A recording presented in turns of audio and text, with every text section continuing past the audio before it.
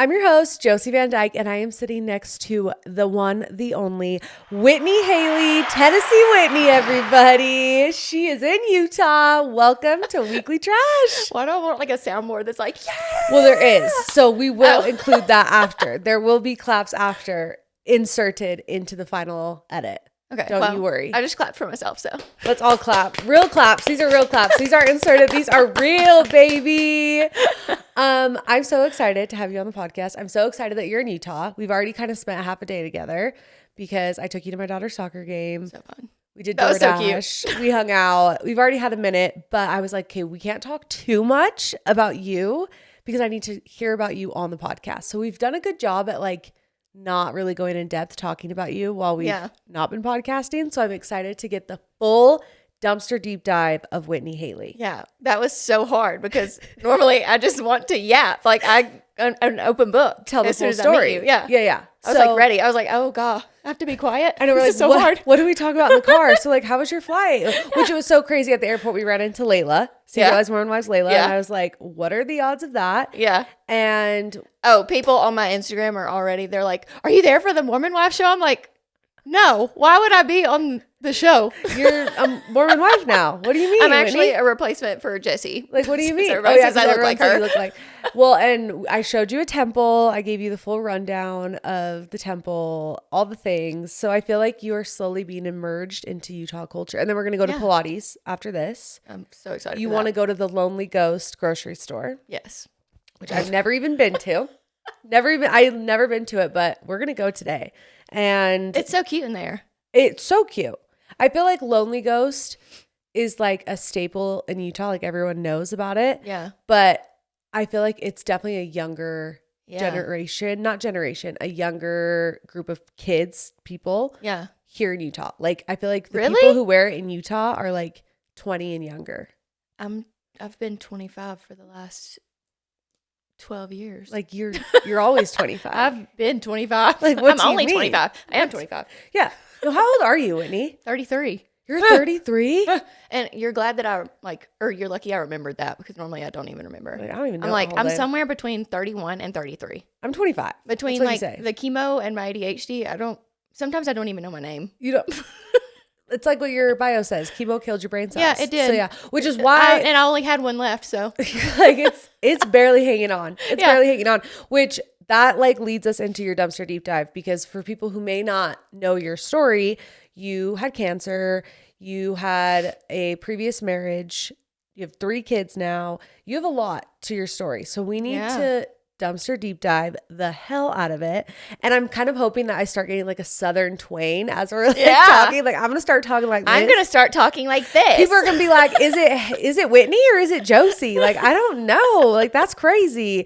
So that's what we're going to start. Was that good? Did that sound good? Like, do I sound like I could possibly be southern? Or does that sound so fake? Damn it. I thought it sounded really good. No. Guys, she's lying. It sounded so good. It sounded so real. You'd have to say lying. She's lying. Okay, Whitney, are you ready to be dumpster deep dove? Please, I'm begging. Okay, here we go. Begging. Here we go. I've been wanting to have a microphone in front she's of my on face. her knees. It's that TikTok trend where it's like, you got to bark like you want it. Yes. Okay, Whitney, where are you from? Sorry to interrupt, but today's episode is brought to you by Minky Couture. You will never want to buy another blanket ever again. I would know because I've had lots of blankets, and ever since I got that one viral blanket that you see online, the Minky Couture blanket, I am confidently telling you that it is the best blanket ever. Everyone needs to have something as cozy as Minky in their home. There's nothing quite like coming home after a long day and cuddling up with your Minky Couture blanket. They are soft and luxurious, and it feels like a cuddling cloud. Okay, just cuddle it up. There's so many different types of blankets out there, but seriously, nothing compares to Minky Couture. They have the largest selection of colors, sizes, and patterns on the market. They are the creator of the original Hugs blanket, a double-sided, stretchy, and plush style that literally hugs you back. I've never had a blanket that even comes close to my Minky Hugs. Minky Couture is a female-owned business started by a mother who wanted to provide luxurious comfort to her daughter through a tough time. Since 2009, Minky Couture has been able to bring comfort and luxury to homes all over the world. Passionate about giving back to the community, they donate over 30,000 mini Minkies to NICUs across the country every year. And lucky for you guys, I have partnered with Minky Couture to bring this comfort and luxury into your home by offering listeners an exclusive 50% off discount. That's right, 50% off. Use your code weeklytrash at checkout for 50% off your next purchase on all full priced items. You can use it in store or online at softminkyblankets.com. Again, use code weeklytrash for 50% off your next purchase and treat yourself to the best blanket ever. Follow them on Instagram for additional deals and updates at Minky Couture. Thanks, Minky, for sponsoring today's episode. Today's episode is also brought to you by Shed, the easiest way to start your weight health journey. With Shed, it only takes 3 minutes to get started. You'll fill out a quick online form with your goals and health history, and their medical team will create a personalized treatment plan just for you. Everything happens online. No doctor's offices, no pharmacy lines. Your FDA-approved medication ships straight to your door. And the best part, you're not doing it alone. Shed pairs you with a dedicated member success team to help you track progress and stay motivated along the way. Clinically studied treatments, no insurance required, and zero hassle. Get $100 off your first month by using the link in the show notes. Shed is making health simple, effective, and actually doable. Thank you, Shed, for sponsoring today's episode.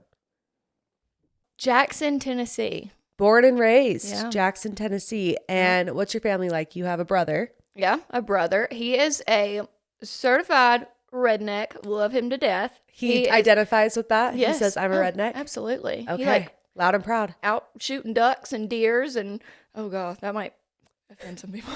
I feel like I don't have a problem. I don't have a problem with hunting. Okay? I don't have a problem with hunting as long as you're eating it after. Yeah. But just doing it for fun kind of freaks me out. Oh, yeah, that would be weird. So you're not hunting and killing ducks for dinner. No. But I'm your brother actually is. the complete opposite. Yeah. You're the complete opposite of your brother. He tried to take me hunting with him one time and he was like, never again. You were the loudest fucking person. You're like, you gotta be quiet. Like, you have to walk super quiet. And I'm over here stomping on leaves. And I'm just like, oh my God, this is so fun. Like, what do you mean I can't talk? No, don't ever bring me back. Silence. Like, please don't, actually. No, that sounds awful. Yeah. In the nature, dead silent, killing things. Yeah. No thanks. I'm like, good. And they go alone.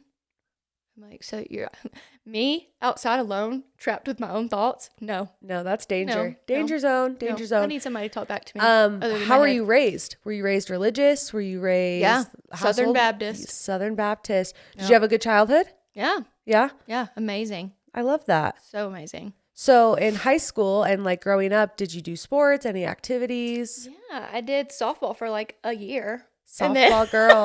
I would hide my uniforms underneath my dresser because it was hot outside and I like indoor sports. I'm like, I don't want to get sweaty. I don't want to. And Tennessee, it's hot. Yeah. And so I would hide my uniform and my mom was like, okay, after like the 5th game of me hiding my uniform and being late for it, she was like, okay, no. I did ballet, tap, and I cheered. Oh, you're a high school. cheerleader. Yeah. I get the cheerleading vibe. Yeah. That's why I'm so loud. Are you a natural blonde?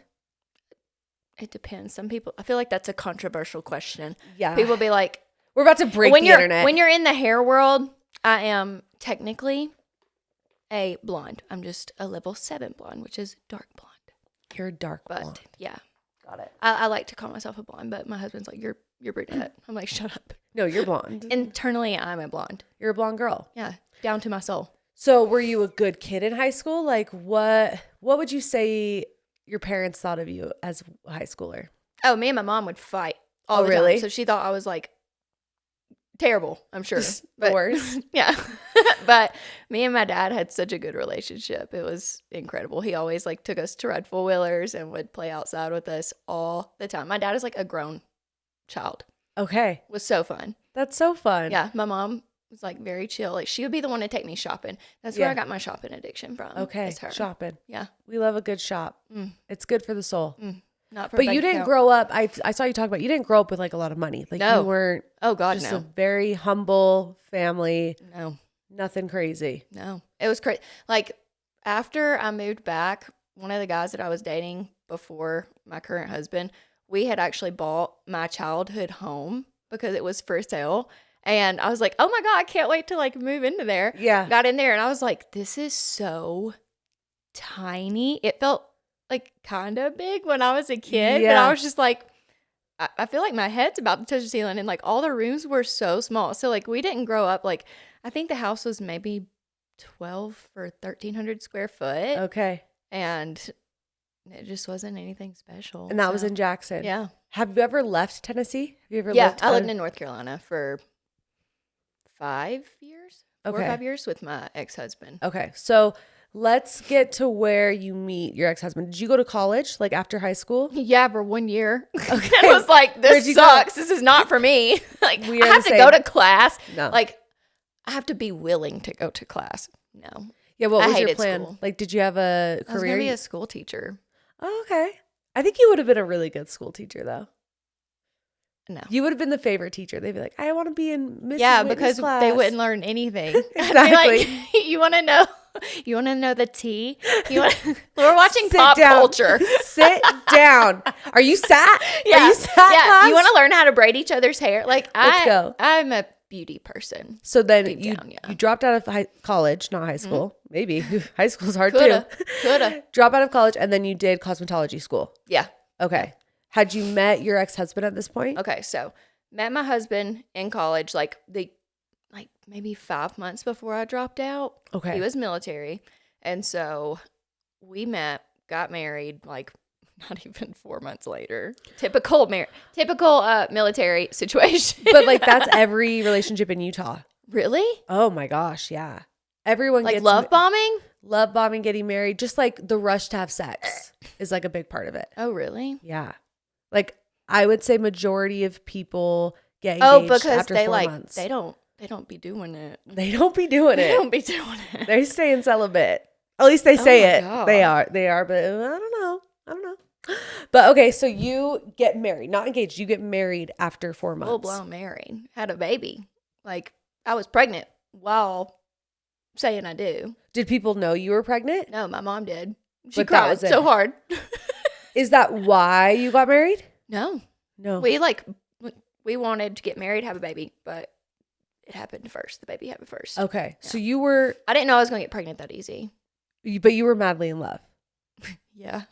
Like fully in love, infatuated, like all the things. Thought he was just the best. Okay. And were there any red flags going into marriage? Yeah. Yeah. Yeah. Like I didn't notice them, but like looking back, my parents noticed them. Like they would tell me things, but I wouldn't listen Like to them. what I'm kind of red flags? This might sound bad, but my grandfather, I remember he was like, "Oh, why'd you join the military?" Like when they first met, and my husband was like, "To kill people." Oh. Yeah, I didn't think anything of that, and like hindsight, I'm like, that's not a normal response. no, Yeah, no, not to protect the country. No. To kill people. Okay, I'm like, okay, yeah, like that is that's disturbing. morbid. Yeah. Okay. But no, he was so like he love bombed the shit out of me. Was like worship the ground I walked on for like the first, I'd probably say 6 to 9 months that we were together. Then that's when things started kind of going a little south. Like I remember we got married. I dropped out of school, told my mom. I was like, hey, I'm dropping out of school. I'm basically like running away with Jake because I love him. Yeah. And she was like, what are you doing? You're ruining your life. And I remember like leaving my things that were in my dorm because my mom paid for my car too. Left everything from my dorm in my car. So I didn't even have a car because she wouldn't let me take it. And I just piled up like what I could bring with me in Jake's truck. And we just like drove onto the military post. And you're like, I lived in the barracks, which are like where the soldiers live. Like, oh, wow. I guess it was like illegally, but like I was sneaking in there And like I lived in the barracks. No way. Yeah, for a little bit. It was very hard because we were in like a twin size bed. Like, yeah. What did you do all day? sat in the room. So bored because I didn't have a car. Yeah. I just watched TV. I was pregnant. I was waking up 4 a.m., throwing up, laying back On down. a twin bed? Yeah, on a twin bed. With each with other? some crusty sheets. Yeah. What was your guys' game plan? As soon as we got married, after that, because that was before we were married. So after we got married, that's when you get like a basic housing allowance through the military. And so we took that and then started renting an apartment. Gotcha. So that's how we got out of there. I think that's why a lot of military people do end up getting married so quick, because they want to end up like getting a house. Yeah, they don't want to be like, in the... You get like a grocery allowance, a housing allowance, all kinds of stuff. Really? Health insurance is crazy. Yeah. But you don't get that unless you're married. Yep. Wait, that's really interesting. Yeah. Huh. Okay. Yeah. So you're pregnant. Was the marriage good until you had the baby, or did it start getting bad while you were pregnant? So after we moved out, got the apartment, moved in there, he started like, I noticed he drank a lot, like right off the rip. Like when we first met, he was drunk and was like, "Do you want to go see a movie with me?" And I'm like, "Oh, he's hot." Yeah. Yeah. I didn't even know him. I was literally out in the parking lot. This man comes up to my window, and at first I'm like, roll up the window. And then he knocks, and I roll it down. He's like, "You're hot. Do you want to go see a movie?" And I was like, "Yeah." Wait, that's how you guys met? Yeah. So in love with him. Wait, you were just in your car in a parking lot? Yes. Leaving my dorm. I don't know what he And was some doing trolling the random campus. ass drunk military man knocks on your... I'm sorry, that's giving Ted Bundy. Girl, yeah. That's giving... You know what's crazy? Like, so sketchy. sketchy. Flash forward to that. Like, whenever we were going through, like, our investigation and everything, like, whenever I laid out everything that, like, happened, I remember, like, one of the military attorneys telling me, they were like, he reminds me of, like, Ted Bundy. Like, he gives Ted Bundy vibes. No, that's crazy, because he sounds like he was attractive. Yes. So, like, an attractive guy wants No, to like, kill looking people. back, I'm like, ew, he actually wasn't. But, like, he's beautiful now. Yeah. Because my kids are beautiful. Right. But Yeah. that's so crazy. That's how you met. Yeah. So you just went and saw a movie with him. Yeah. And then went and saw a movie. did you guys have We sex? started hanging out. No. Did you No. kiss? I actually made him wait like 3 months. Hell yeah. Which was honestly kind of odd for me. You're like, what? I was a little wild in college. It was so Yeah. fun. I was like, oh my God, there's other boys than boys in my hometown? Let's Hello, go. come on. But you waited 3 months, but then you got married after 4 months. So Yeah. you literally got pregnant so fast. Yeah. First try. Oh my gosh. I'm fertile. Fertile myrtle. Wow. Yeah. So Okay. easy. It's scary. So you go to the movie, you fall in love, you get pregnant, you get married, you move to the military base, you get his place. How's marriage going? Honestly, kind of good there for a little bit. Like, we're hanging out because I'm still like excited to just like be into this like new lifestyle. Like, I'm so ADHD. Like, I love like new things. Yeah. And so I'm meeting all these new people. We're just having fun, getting together. And it's always based around like drinking though. And so like Okay. I start to notice like, and I didn't grow up, my family does not drink. I didn't grow up around drinking, partying, anything like that. Was your family supportive of him at this time? Yes. Yeah. Yeah. Okay. They kind of had to be. They 'cause just they trusted love you. me so Yeah. much. Like, they were like, okay, you know, like, it's Yeah. Whitney. She's going to do what she wants to do regardless. And so, but yeah, like, I'd say I was about 6 months pregnant at the time. And that was the first time he had put his hands on me. I was 6 months pregnant. He had been drinking all day. And he went outside of our balcony, I remember. And like, there was this little boat that he would take fishing. I don't know. It was so random. It was on our apartment balcony. I remember him going outside. Like, what do you mean a little boat? Like a Like a play boat? Like a little, toy boat? like- Or like a paddle like boat? a paddle boat Okay, thing. so it wasn't like a toy that he took out. Like, Yeah. it was like an No. actual boat. It was Okay. like an actual boat. Okay, a and paddle it was boat. so weird. It was the size of the balcony. So Okay. it literally took up the whole balcony. And he goes outside and he pees on it. And like, that's how drunk he was. Like, he was notorious for like peeing on things. I remember him whipping it out and peeing all over my clothes one night in the closet. It What? was so random. And I would have to be Okay. like, Jake, like, You're pissing. you're pissing on my clothes. And he would get mad at me.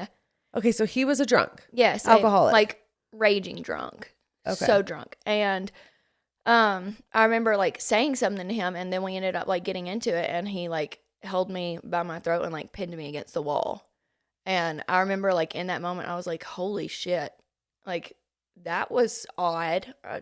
I'd never experienced that before, but I'd always heard of other people like in that situation. I'm like, okay, and like it didn't happen again for a little bit. So I told my mom, and she was like, okay. She used to work for an attorney. And so Okay. that's where I got the knowledge to like start keeping track and record, like keep a record of everything that was going on.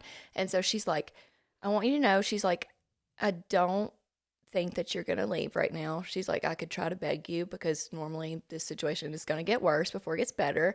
And she was like, I don't think you're ready to leave right now. But she said, I'm going to start keeping record of anything just in case. She said, it may never happen again, but if it does, you need to let me know so that I can keep record of it. And so I did. And That's a good mama. yeah. Because Very that's good. really hard to like internally be like, I know my daughter's not going to leave right now. Yes. And like, but I still want to protect her. Yeah. Part of me always like looks back and I'm like, dang, I wish they would have came up there and like snatched me away against my will. But I think I would have fought it. Yeah. I would have went back. Like, because I loved him so much. It has to be your choice. Yeah. You have to see it for what it is. Where I'm from, like, my parents are high school sweethearts. My brother's married to his high school sweetheart. My grandparents are married to their high school sweethearts. And so, like, none of them are divorced. And so I've always gone in, like, I'm such a lover. And when I got married, I was like, oh, this is who I'm going to be with forever. Like, I will not divorce. And so it was crazy. I was just not going to leave him. And you were pregnant. Yeah. And I was pregnant. Yeah. And so I was like, no, I'm not. Did he ever show aggression signs? Like not towards you, but like, did he ever punch walls? Was he ever aggressive with other things? Yes. Okay. He was a wall puncher. Okay. Yep. Because they always say like a man punching a wall is him showing you what he wants to do to you. Yeah.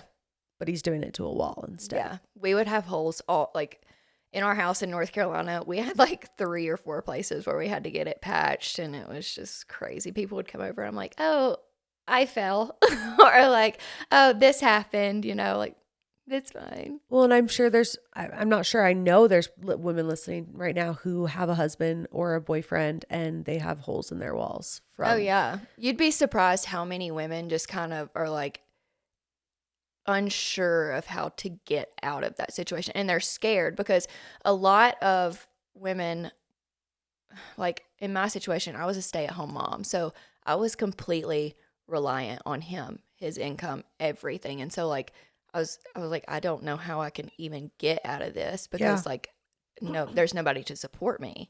Yeah. I would have to like figure it out on my own, and I didn't want to do that at that time. Well, and a lot of times not with a baby. Yeah. And like how you said, that was the first time he had put hands on you. So he was punching walls for a while, but it was like, it's not me. It's not me. So it's okay. Yeah. It's okay. It's not me. Yeah. But it's still not okay. Like, that's not okay. That level of anger and aggression, that's not okay. Yeah. And I didn't even realize that until after I got out of that situation. I was like, oh, that is not normal, actually. Not at all. There were so many like things whenever I was going through like our trial and everything that I just didn't realize was not okay. Like him cutting my cards and not letting me go buy diapers sometimes. But I was spending money. I will say that. And he would get mad at me for it because I had a shopping problem. But that's still no reason to like do the things that he was doing to me. Like he would cut my cards and I would be like, hey, the kids are out of diapers. And he's like, figure it out. And so I would have to ask my mom for money for things to go buy the boys because he wouldn't let me have money. And so I learned later, like in our trial, that that's actually financial abuse. Mm-hmm. And I'm like, there's such a thing as financial abuse? Like, that's crazy. Yeah. And so there's so many tiers to abuse. Well, and I feel like so many women get married and they become a housewife. They become a mother, and they are so dependent on their husband's income that when it does get so bad, they feel so stuck. Yep. And over the years, like I remember because I was doing lashes at the salon, I would have so many women who had known of my story that would just like kind of confide in me and let me know what they were going through. And so I would try to like talk them through it, and they'd be like, I just don't know how to leave. I'm like, there was one day I just woke up after he had put hands on my oldest son. And I was like, I'm done. And I just left with no plan. And it was so hard for the first few months, but you did it. I did it. You just figure it out. Because you have two boys. There's nothing easy about no. leaving. It's not going to be easy. Yeah. It's going to be probably the hardest thing you've ever done in your life, especially when you've got kids involved. But it's the best decision I've ever made. For sure. By far. Because you have two sons with him. Yes. So you have your first. Yep. And then did abuse keep getting worse and worse and worse? Oh, yes. He was a like video gamer too. And not to like throw shade on anybody who like games, because some men can control it. But like, I feel like guys who get really into video games to the point to where they're throwing like controllers across the room and like getting up and screaming. Like if you're getting that into it, I think it's a problem. No, it is a problem. Like, it's not a. What are you, like a grown ass child? Like you're throwing a fit. It's a video game. This is not real life. And he would be so mean to me if I would ever ask him a question in the middle of him playing a video game and like just ignore the kids. And he would be so consumed by that video game. It was just crazy. I remember there was one year we were in North Carolina. We were getting ready to go to Thanksgiving with like one of our neighbors. And I tried to get him off the video game. I shut that thing off. I was like, he would not get off of it. I shut it off, pissed him off so bad. My mom had bought me a nice camera because I thought I wanted to be a photographer at one point in my life too.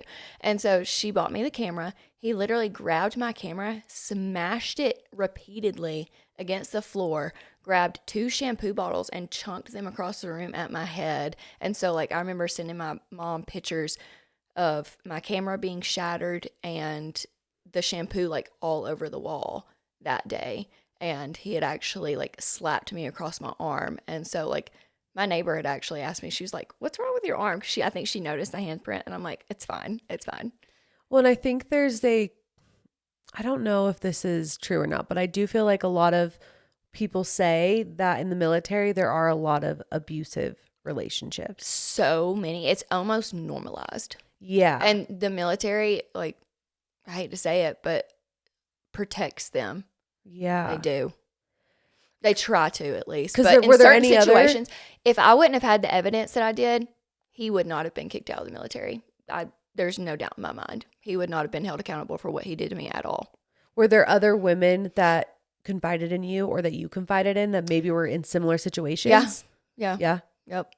There were 2 of my neighbors knew everything that was going on, and like they would just listen to me. I remember like I still talk to her to this day. Her name was Kristen. Like we were both in really bad situations, and I would tell her what was going on. She would tell me what was going on, and it was almost like we just bonded over it. But we both knew that we weren't gonna leave. But she was just like, she would listen, and at that time, that's what I needed, was just somebody to listen, because I knew I wasn't ready to leave either. That's so and that scary, was year though. 4.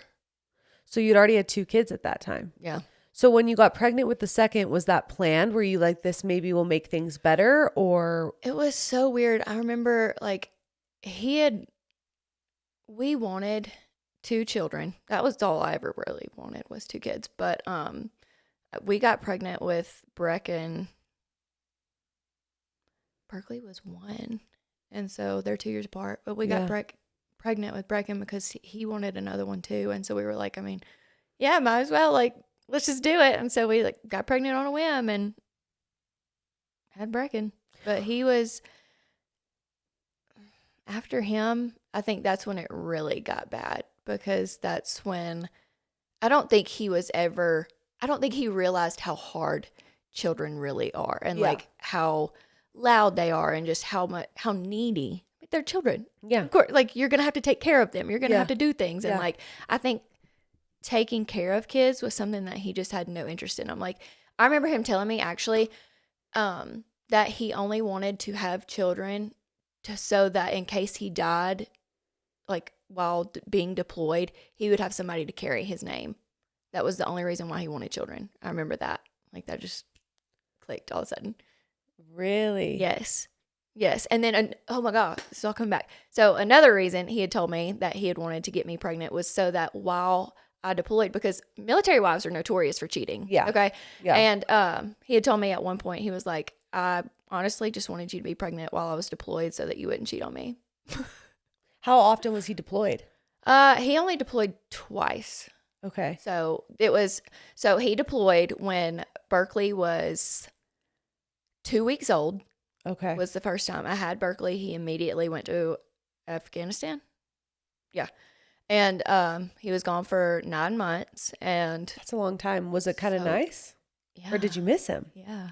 My mom would come up because we were only living 2 hours away at that time. Yeah. And so my mom would come up and visit me. And like, it was so nice. I actually enjoy being by myself, to be honest. And so you I didn't miss him at all? No, not really. Okay. It was kind of like, it was nice because, you know, I still had his money coming in. So I was able to support myself and everything. But I didn't have the stress of having him around, like feeling like I was walking around on pins and needles. Because like, I remember sometimes, I mean, you're going through postpartum. I had postpartum depression pretty bad and didn't even realize it at that time until I got older and was like, that's what I went through. But I would have times where like I didn't want to clean. I didn't even want to get out of the bed and brush my teeth. I didn't want to do anything. And like, I remember feeling such an insane pressure to like force myself to do everything so that I wouldn't get like bitched out from him coming home and be like, what'd you do all day? All you do is just sit around and, you know, take care of kids. And I'm just like, I'm going through it, man. Like, I'm taking care of my kid, obviously, because I would never not take care of my child. Yeah. But, I mean, he would come home and just like, my body would just tense up every time he was around, all the time. Yeah. But it was so crazy because at some points, like, not everything was bad. Right, that's why you stay. Yeah, like, he was my best friend, loosely. Yeah. But, yeah, he was my best friend, and I really didn't see us splitting. I'm trying not to cry. Yeah, that was really hard. But that's not, like, looking back, I'm like, that was never your best friend. No. Somebody who loves you like that would never treat you like that. It was really hard. Well, and watching your sons, you said he laid hands on your oldest. How old was he? So that was after 5 years. And 5 years is a long time. 5 years is a long time. I went through it. To go through that. My mom had a stack this big of evidence, text messages, voice recordings, pictures, like threats. I remember him telling me at one point he would put me in a tree shredder and use me as fertilizer to watch our grass grow. And like, it got so bad there towards the end. And it was kind of crazy because I would tell his mom about things and his family, which is kind of crazy because his dad is a preacher, mind you. I would tell him about things. Yeah. And like, they almost kind of just didn't believe me. They thought I was crazy. Did he put up a front in front of other people that he was a really good husband? He was so narcissistic. Like, when you meet him, you would, like, unless you know, like, standard textbook narcissist. Yeah. He definitely checks out. Like, as a woman, like, you can automatically just detect it. Yeah. But he is such a fun, like, happy, charming person. And he is behind closed doors. Like, you could be having a conversation with him. Like, we could both be in the same room having a conversation with him, and he would just light up talking to you, right?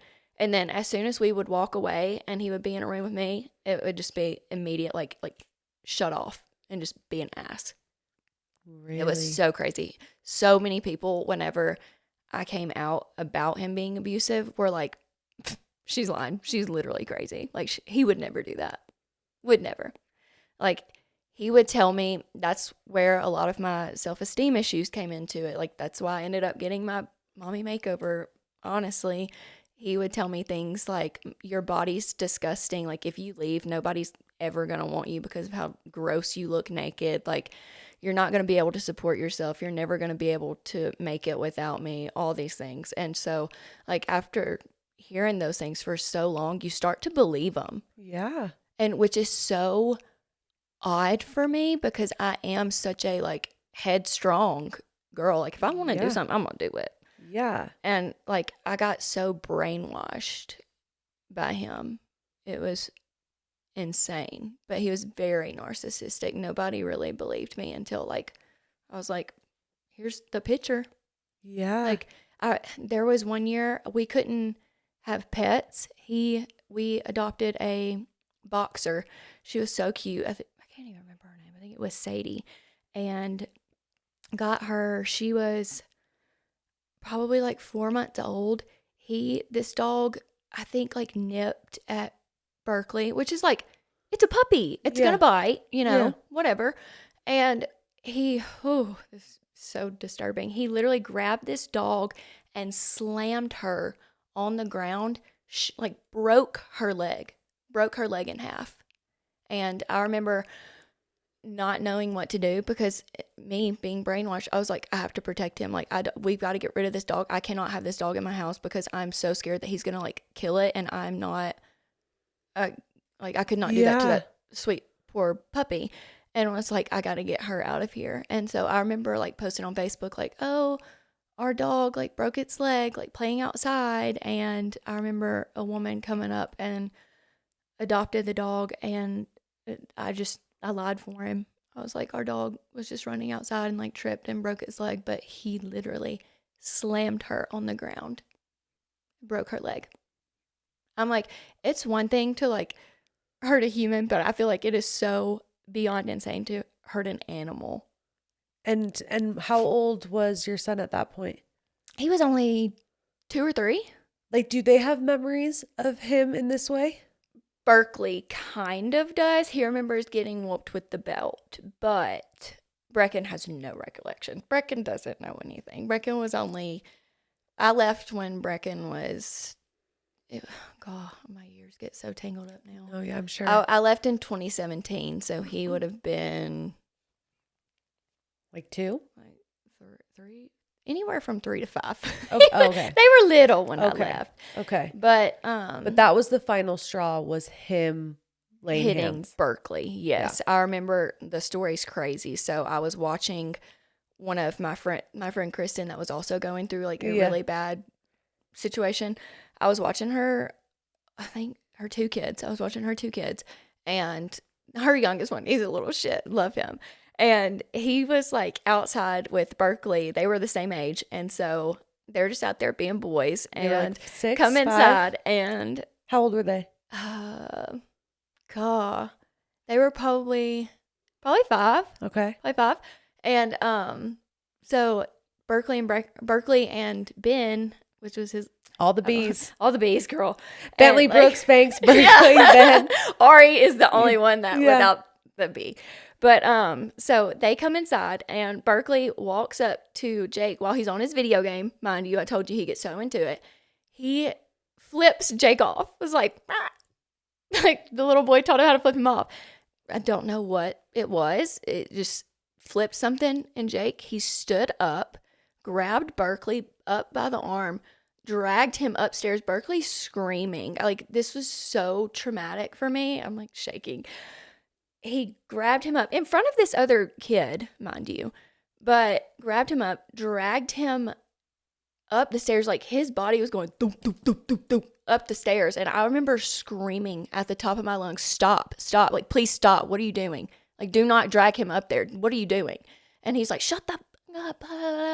And I remember him shutting the door, locking it, and I'm downstairs, like, with my head in between my legs, like, crying profusely, and I can hear him just going at it. And it was more than 3 or 4 times with a belt. And, like, he came outside, opened the door, and, like, walks downstairs, and I immediately run upstairs to Berkeley and grab him, and I just run downstairs to our little guest bathroom and, like, pull his pants down, and he has welts, bruises, like almost blood bruises all over his butt and his legs.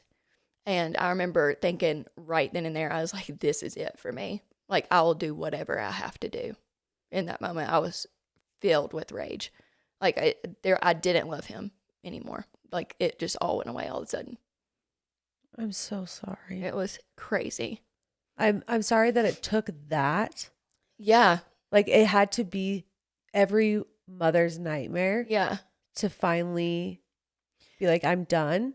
Yeah. And it's hard because, like, obviously it had to happen. Yes. Something had to happen, and it just sucks that it was that. Yeah. And you know what's crazy is there's so many women who just keep putting up with it because they just don't know how to. They don't know how to get out of it. And usually it ends up taking something crazy to happen for them to like have to. Or they take their life. Yep. I remember shortly after I did leave Jake, I had met a girl there and she had finally came like open about her husband beating her up. Like she had bruises all over her eyes. Like she looked like she had been beaten with a baseball bat. It was so bad. And I was like so proud of her for like finally getting away. And I had Saving so many herself. women that had reached out to me after that. And they were like, you were the reason like I left.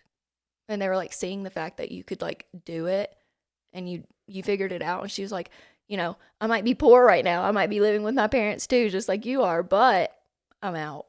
And I'm like, I know. And there would be times whenever like I left. So yeah, how did you leave? Backtrack. What was the game plan at that point? So I told my mom exactly what happened. Sent her the pictures. My mom was, my daddy was ready to come up there and raise some hell. And my dad is not an aggressive man.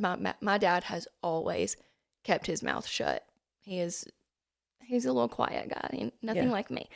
But it tore my parents up. They were ready right then. They were actually ready to come up that time. They were like, you know what? This is it. Like, I'm done. I don't care if we have to drag you and lock you up somewhere. Like, you are getting out of that. And so called my mom. And were you in North Carolina at this point? So 13 hours away from where my parents were. And that was another reason, too, why it was kind of hard to leave. Because it's like, oh. I'm in a different state. Yeah. And so I called my mom. And she kind of like ran me through the scenario. She kind of helped me plan it. It was crazy.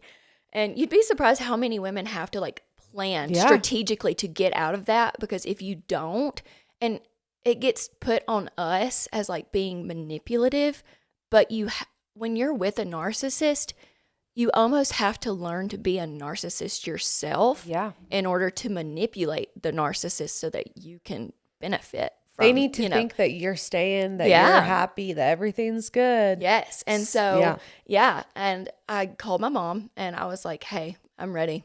I don't give a shit. I was like, I'm done. I was like, that was it for me. Good. She said, okay. She said, this is actually like good timing. October was coming up, which means Halloween. And I sometimes would go up and see my family for like, I've never missed a Christmas. But I would go up and see my family for like holidays and stuff since, you know, we're in the military, or he was in the military, and we were away from family all the time. Yeah. And so I would go up on holidays and visit my family too. And so I was like, okay. She said, you need to come down here for Halloween. Say you're coming down here for Halloween. Just get enough things to where it doesn't look suspicious. She said, and I want you to ask him if you can have the car, because we only had one car at the time. He literally would not buy another car because, you know, that would leave me freedom. Yeah. But so ask him to use the car, drive back down to Tennessee with just our bags, and then not go back. And so that's what I did. I told him that I was going to visit my family for Halloween. And he was like, wow, you never go up for Halloween. Like, what the fuck? Yeah. And I was like, well, I want to.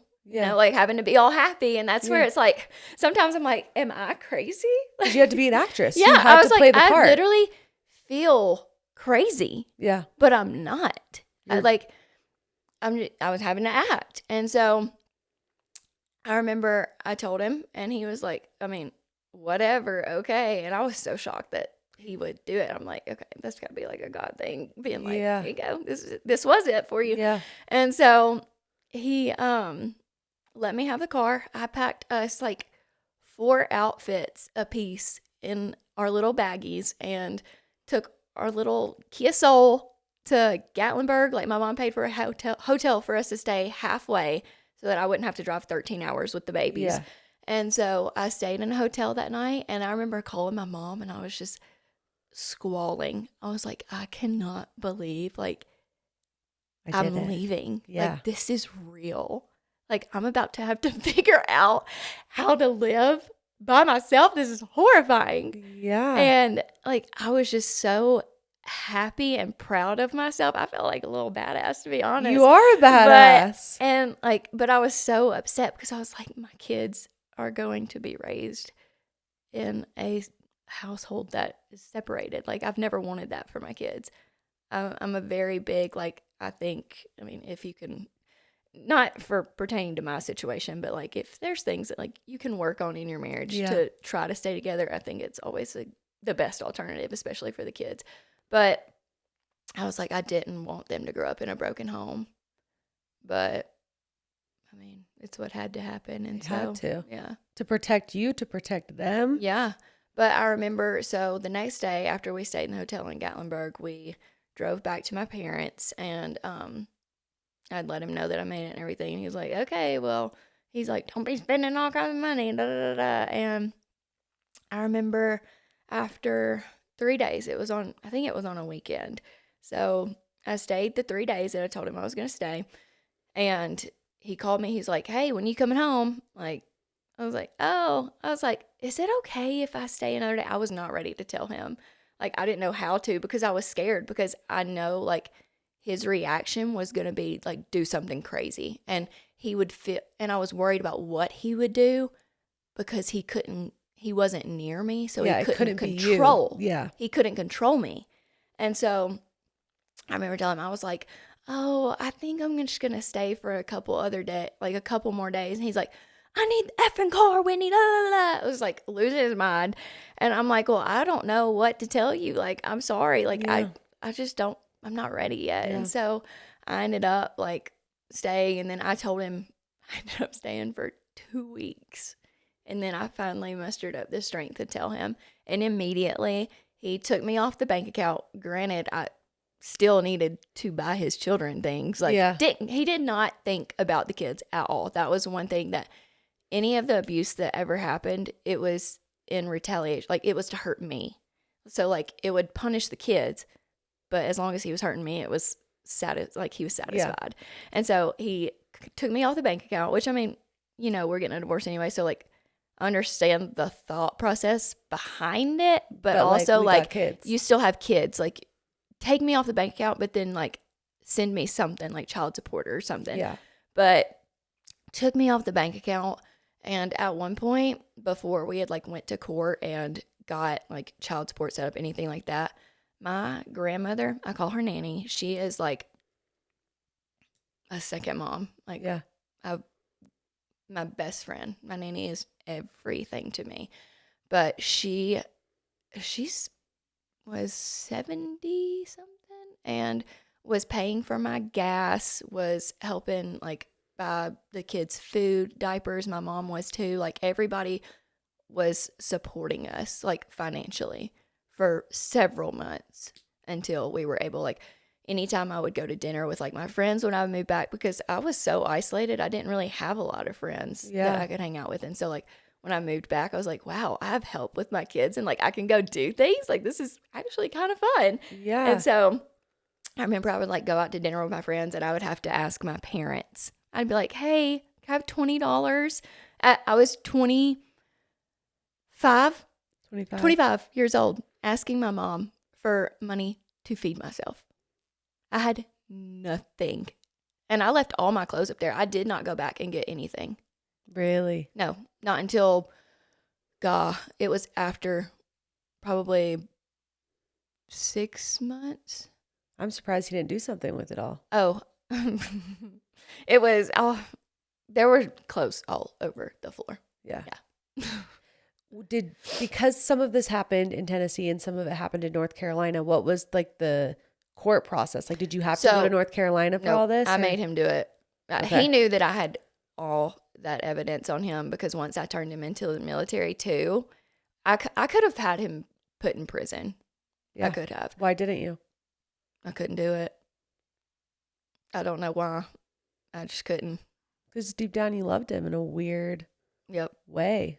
Yep. I couldn't do it. I was like, I don't want to see him. Like, I was hoping that this would be, like, a learning experience for him, and he'd be like, you know what? Maybe I actually need to work on myself. Maybe I do need to go to therapy. Yeah. There would be times where I would, like, beg him, like, you need to go see somebody. And, like, PTSD is, like, so normal there, and like they don't want you to talk about it in the military. As soon as you mention that you have PTSD, they're like, oh, he's a broken soldier, bye. And so he couldn't It's a admit. liability. Yeah. So he was like in denial that he had it. And so I think that's where a lot of his aggression came from too. But where was that? What was that going? Oh man, we were talking about your clothes. You went to go back and get the clothes, but now I'm lost too. But I do have a question. Did he get help? Like, has he gotten help? Like, I don't think so. Is he remarried? Is he? Yeah. Oh, he's remarried. Yeah. And her dad was like prior military too. We've actually met her. We met up with him twice. Because my current husband, he randomly reached out for the first time. After we got our divorce and everything, he's never really had anything to do with the kids. He's never like in my papers, we stated like, because I let him have joint custody, even though I could have taken them kids. Like, there's no doubt in my mind. Wait, that's crazy. You gave him joint custody. Yeah, but it was partially because I knew he wasn't going to come see them. Like, I knew it was going to be a cut tie thing. Like, and in the papers, it said that he could come visit them with supervised visits. And I was like, okay, well, I could see that. Like, that'd be fine as long as they are in Jackson, supervised by somebody. Like, I'm still willing to let him see them as long as and I think he actually did have to go to therapy through the military for a little bit. And so I was like, okay, well, maybe if he's working on himself, he can come down, visit the kids as long as it's supervised. I was okay with that. Yeah. And so, yeah, we did that for a little bit. And he never utilized it though. Like, he wouldn't come down to see the kids at all because it was like inconvenient. Yeah. And so that's why we put it in the papers that way too, though, because we knew that he wouldn't drive down to Tennessee to see his kids. Oh, I remember. Like, I was okay with it, but I also knew that he wouldn't. He wouldn't. But I remember you talking about, you're saying you met her, his new wife. Oh, yeah. So in our paper, like, okay, so hold on, collect my thoughts. My ADHD brain's like. I know. Talking to another person that has that kind of brain, though, it's like, we're all over the place. Yeah, we're like, I don't care. Go. I can keep up with it. But so we split up and everything, got the divorce, flash forward. So he didn't come see the kids ever. He ends up meeting somebody. She's a lot younger. Go figure. You got to manipulate the younger ones. Mm-hmm. But I think after they had like started dating and got married and everything, that's when he realized like, oh, I don't want her to think I'm a piece of crap. Like, I'm sure he told her that everything I did was just so crazy and that I was the problem. I spent all his money and da-da-da-da. And did he spend any time in jail or anything? He did go to jail. Yeah. Okay. So crazy. And I'm so thankful for this woman to this day. I wish I knew her freaking name. She was the first person that ever heard me out and did something. So I called the cops on him. That was the first time I called the cops on him. This was while we were split. And to be honest, I was seeing somebody like at that time. I knew we were going to get a divorce. And I know like some people will be like, oh, so you cheated. Like, yes, I did there towards the end. But you were split up. We were split up. It wasn't finalized that you were divorced. I knew I was going to leave. Yes, I definitely did. But so he ends up showing up at the house and hawks a loogie in my face and then tells me that he has a sawed-off shotgun in the back of his truck or in the back of his car. Called the cops. This woman shows up and he was like, you think shit's going to get done because I spit in your face? She pulled me to the side and like talked to me. And she was a police officer. Yeah. And she was like, is this the first time he's ever done this? I was like, and honestly, I wanted to say, yeah, just to defend him. Yeah. I was like, no. I said, I've been going through this for 5 years. She goes, and you've never said a word, have you? I said, no, this is the very first time I've called. She said, I'll handle it from here. Took him in handcuffs and he spent the night in jail. I think he spent 2 nights actually. They marked it as assault for spitting. You're like, you don't even know the half of it. I was like, hell yes. I was like, I love her. The fact that she knew. I'm sure she's I'm sure seen she it gets all. it all the time. And she knew. Like, she told me that she could tell like something was going on, like something was deeper. And I was like, that's pretty awesome that like you can recognize that. That's a woman looking out for another woman 1,000%. Yes, Like, why does it make me emotional? Yeah, she saw me. Like that was the first time I like felt seen and like protected. I was like, yes, like the military can't protect this man forever. No. And so it was crazy. Yeah, he got arrested. But he reached out because he didn't want his new wife to think he was a piece of shit. Yes, that's got to be And it. so then that's how you met them. And yeah, was that the first time you had seen him in years? Yes. And I remember driving. So we met actually because he's in North Carolina still. And I don't even know where he's at right now. Oh, really? No clue. You don't speak. He doesn't try to talk to the kids. What was the last time the kids saw him? The time that we visited them. Okay. We've seen them twice in 11 years. Does he have other kids now? No, he will not have kids. Oh, thank God. I think he realizes like he don't want them. He never wanted them. He just wanted to use them as little pawns to control me. Yeah. And so, yeah, no. So in the papers, it says he has to come here for visitation. My husband was like, no. He's like, we're going to go see him. He's like, tell him we'll meet him. Yeah. Like, whatever. And was your husband the guy that you were dating when he spit the loogie in your face? No.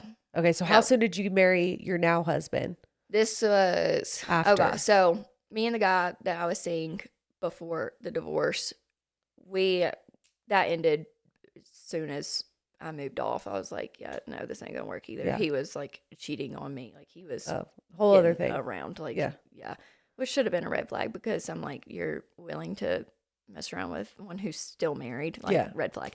But that ended, and then I moved back to Jackson, dated another guy for almost 5 years, and we split up. He had actually like bought a ring a few months before we had broken up, and so it was serious. Yeah, it was very serious, and he helped me work through a lot of my trauma from Jake, but that relationship just wasn't. Like, he had a lot of things that he needed to work through, and I had a lot of things that I still needed to work through, but we, like, kind of helped each other through them, and so he was great. Like, I love him to pieces. I think that he's such a good guy, like, to just step up and take care of 2 kids, and, like, I love his family. He still goes to my grandmother, who's a doctor. Like, he still goes and sees her. Yeah. Like, he's awesome. But we just weren't for each other. But that ended, and then I've known Skylar for a long time, but then that's when me and Skylar like reconnected. Yeah. And got married. That's when, Okay. So you guys are married, and this is before you had your guys' son. Yes. That you guys go out to North Carolina. Yep. And we ended up, we didn't go out to North Carolina. He came to you. He came to Gatlinburg, which is Skylar was like, halfway. Heck no. Yeah. He was like, we'll meet him. Like, because he wanted us to go like somewhere crazy, and I'm just like, no, like you're supposed to come here, but I know you're not gonna. I was like, yeah, we'll humor it, whatever. And so we like ultimately, I was like, we look like the bigger people because we're willing to do anything to, help you see your kids. Like we look like the good people. And so I was like, okay. And I remember driving up there. I told Berkeley and Brecken, I said, I hate that I'm even having to have this conversation with you, but I said, I want you to know we're going to go up here. We're going to see Jake. They do not call him Dad. They call him Jake. I had nothing to do with that. They call him that willingly. I said, we're going to go up here. We're going to see him. I said, I want you to know that he is probably going to, put on a show, and he's going to try to buy you things. He's going to try to, manipulate you, try to look like he's such this fun person. I was like, but don't be blindsided. And I said, I also want you to know that after this, if he does not talk to you, it is at no fault of you guys. You have done nothing wrong, and this is not on you guys. Do not feel bad for him not reaching back out. Well, we get up there. Of course, he's like, let's go to an arcade, like trying to be the fun guy. And he's like, let's buy candy and like, let's drink Cokes. My kids don't drink like sodas. I don't give them sugary sodas or anything like that, really. But he's like buying them Cokes, buying them candy, buying them things. And I'm just like, he's literally trying to buy their love right now. This is exactly what I thought would happen. Yeah. I was like, I literally know this man. Like, yeah, I knew this was going to happen. Yeah. And so we end up doing that, stay for like 2 days. And after we left, like everything was fine. We were all getting along like pretty well. And I was like, oh, okay, this is fine. Like I'm good with it. I'm never going to let my kids go up there with you alone because you haven't seen them in 5 years prior to this. But, you know, I can do this. This is fine. And so we go up there after we're done. We leave. And Jake texts me. No, wait, this was actually at the beach. So we come back. And then a few months later, like he did not talk to the boys after that. He tried like maybe once or twice to call, but it was always during like, I would be like, hey, Berkeley's at a baseball game. Can you call later? He's like, yeah, but he never would. It was like he tried to talk to him twice, but if it wasn't on his time, it didn't happen. And so it's like, okay, but the kids are in sports. Like you've got to accommodate their schedule too, you know? And so I was like, I mean, you can call like right before bed. That's fine. Like even FaceTime. I don't care. Yeah. And so it just never happened. Well, flash forward to a few months after that, he reached out and was like, hey, do y'all like want to go to the beach together? And I was like, that could be fine. Like for July 4th, we went up and then we ended up going up to the beach with them. Well, they doing the same thing again, buying all kinds of food and like just trying to like win them over, like be the fun and like funny, just almost like the cool uncle. Yeah, the cool aunt and uncle. Yeah. And so no responsibilities. Yeah, and I remember being on the beach with his wife alone up on the sand, and like Jake and Skylar and Berkeley and Brecken this was right after me and Skylar had gotten engaged too. And so we they were out there playing in the ocean. I just remember thinking like, this is so weird. Like, I can't believe this is really happening right now. But his wife looks at me and she goes, thank you so much for letting us see the kids. What do you mean letting you see the kids? Like, he could have come up at any point. I have never once in my life been like, you can't see your children. Not once. No, he's never tried. Maybe he did all this on his own. He has never tried. I don't know what he told you. But, like, there would be times where he would text me. But, like, I would hold my ground with him. I ain't scared of him anymore. Yeah, no. And that's when I think he also gave up, too, because whenever I stopped giving him a reaction, he was like, oh, well, I don't want to fuck with her anymore. Like, she's not giving me a rise. It's not fun. Like, I'm not getting anything off of it. Like, okay. But I guess he had told her that I wasn't letting him see the kids. And so I was like, girl, he could see them anytime. I was like, I know. And like, I was kind of trying to like manipulate her at that time to see what I could get out of her, to maybe try to see like what he's told her. And then again, that's when I was like, oh, I feel so crazy right now. But I was like, yeah. And so I was like, especially if this woman's going to be around my kids, like if they want to keep like making like a family trip thing. Yeah. And so, but I was just like, I know we were both young, like we were definitely not in the space to be doing the things that we were doing, like in the mental space to be doing the things that we were doing. Like we had no business getting married that young. In my opinion, we weren't. I know some people, when they get married that young, like they're mature enough to do it. Me and Jake were not. Like we had no business getting married and having a child. But I was like, and I was like, he did some things wrong. And I honestly felt really guilty, even though like we were splitting up and I knew we were splitting up for cheating. Like, I guess I use the term cheating loosely, but like I was just legally tied to him. Like there was nothing there. So I think that guilt also comes from him making you feel shitty about it. Yes. Oh, and like that's how he justifies, I think, our situation by being like, oh, she cheated on me. She's just a typical military spouse cheating on me and she spent all my money. And it was just like, you beat the shit out of me. Okay, that's fine. I'll take the rap. I'm fine. And so, but I was just like, I know our marriage was really bad. I was like, but I do forgive him.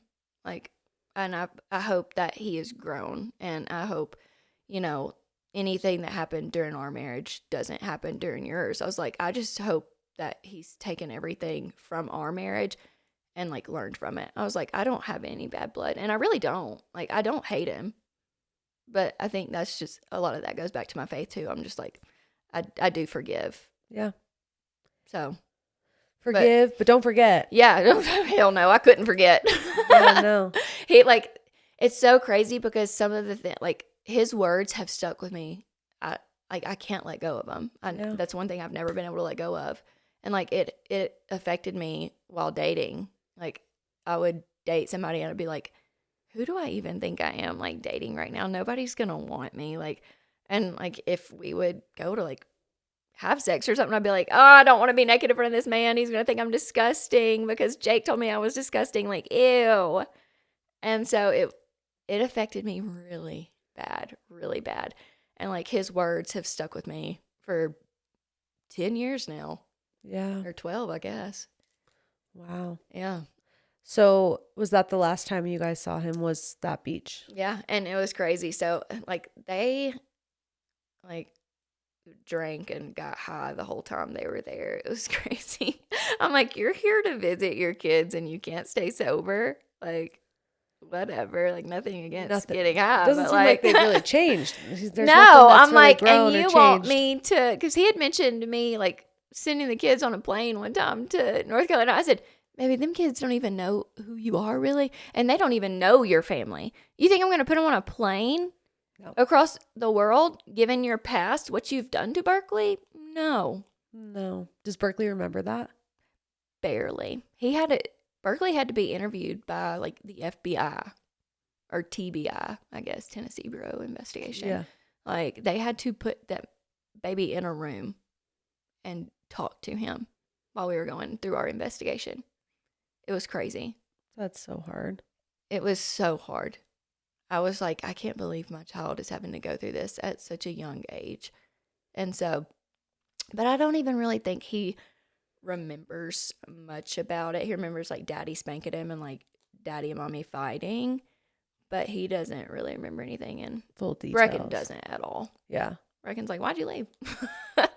You're like, well, that's a story for another day. Yeah. Today's episode is brought to you by Coconut. If you follow me on Instagram, then you know that my favorite organic personal lubricant is Coconut. If you are making clean ingredient swaps, it is so important to make sure you are getting quality ingredients that are good for your body inside and out. Coconut uses all natural ingredients. They are cruelty-free, made in the USA, and their packing is plastic-free. Not only is it clean and my personal favorite, it also would be a great gift to yourself or your partner, or spread the love and gift it to your besties, okay? Do a favorite things party. They'll love it. Head to coconew.com, that is coconut without the T, and use code weeklytrash for 15% off your order. My code stacks with any on-site discounts, so order today and you can thank me tomorrow. And your sex life will get better. Okay, love ya. Thank you, Coconut, for sponsoring today's episode. Today's episode is also brought to you by MABE carriers. You know how people say you lose yourself in motherhood or your life is over once you have kids because you can't do the things you used to do? Well, newsflash, motherhood is not an ending. It's just the beginning of the best chapter yet. Maybe you're just getting started. MABE baby carriers have actually changed my life and so many others. I remember the moment I had just figured out how to get the baby in the baby carrier all by myself. And for the first time, I walked outside, had my hands free, and felt like a new woman, okay? It sounds small, but in that moment, I felt capable. Like, I've got this. I give MABE baby carriers to any new moms in my life, like my video girl, Carly. When I found out she was having a baby, I knew exactly what to give her because baby carriers are a must. And the MABE baby carriers are so functional, so beautiful. They have the most beautiful prints that it's the best gift for a friend who's having a baby, but it's also the best gift for yourself if you have a little one or a baby. Because whether you are running errands, running a business, or just wanting to go outside and remember who you are, MABE gets that motherhood isn't about losing yourself. It's about finding the strongest, most powerful self that you are and having your baby close to you while you do it.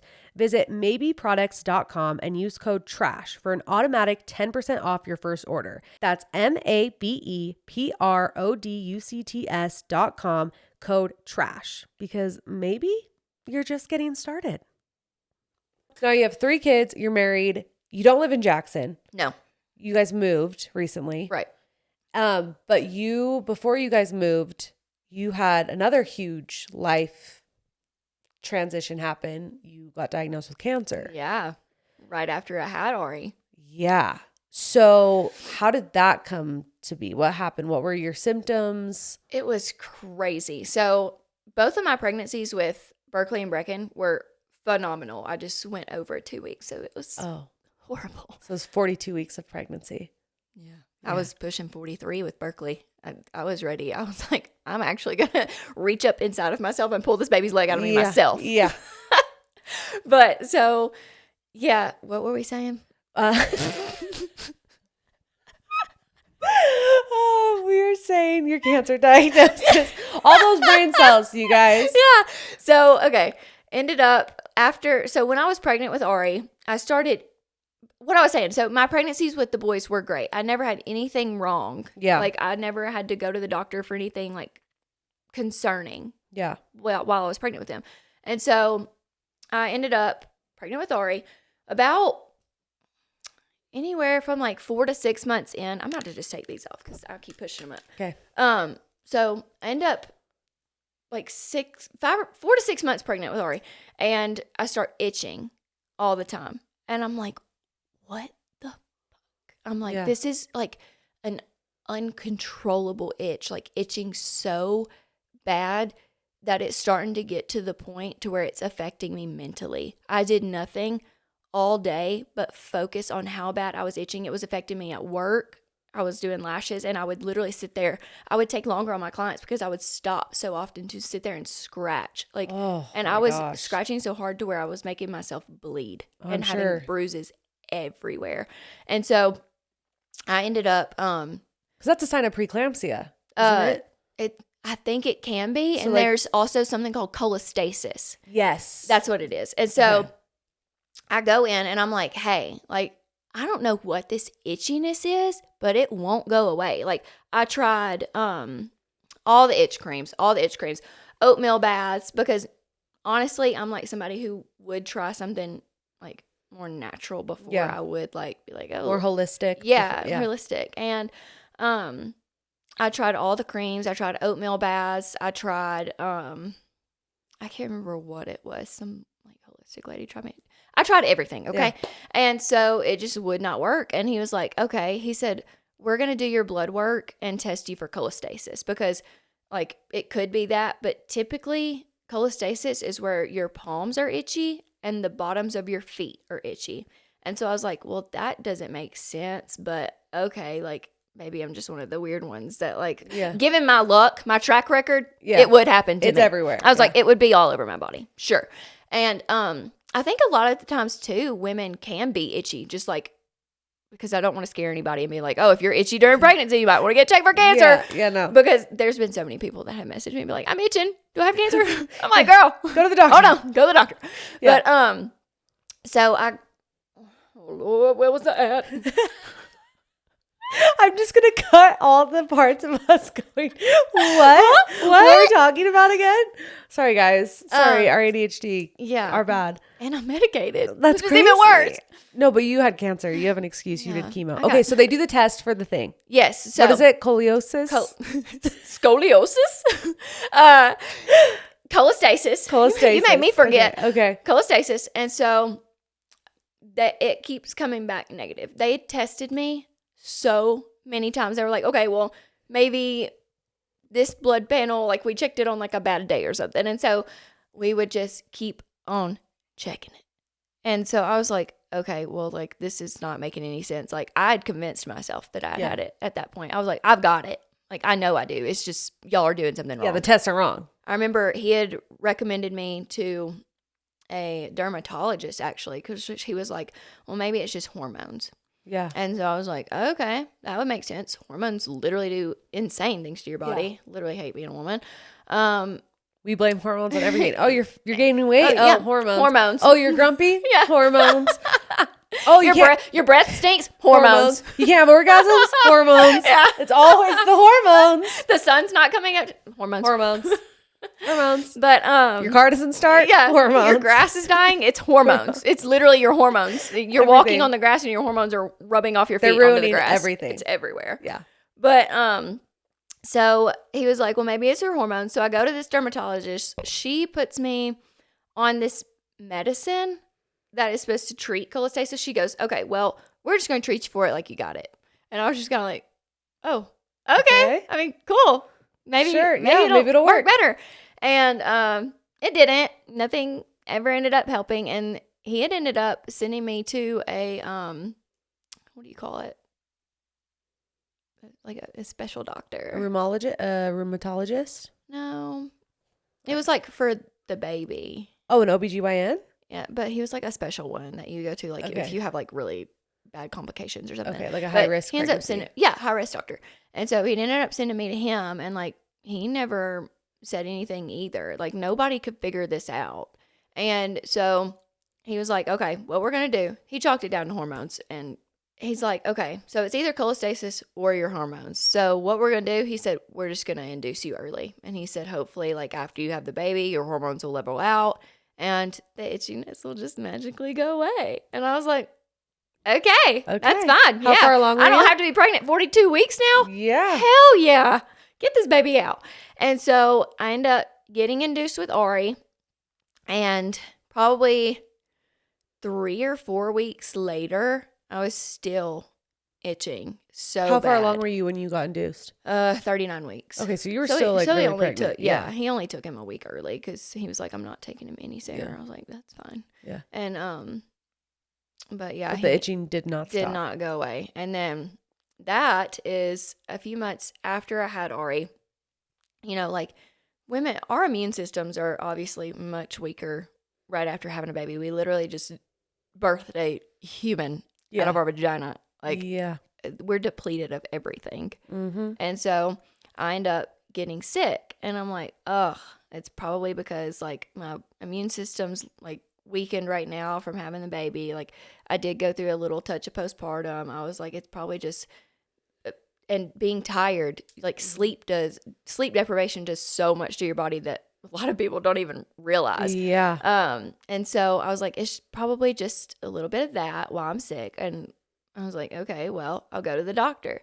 Go to urgent care. And she was like, okay, it sounds like a viral infection, because I was coughing so much, and like I was congested. My chest felt tight, and I was so tired. I was just like, this feels like the flu. Yeah. And so she was like, it just sounds like, you know, like, and at that time, a lot of people were getting sick. And so she just kind of was like, oh, okay, well, it just sounds like the viral infection that everybody's got right now. And so it should just like clear up on its own. She's like, here's some antibiotics.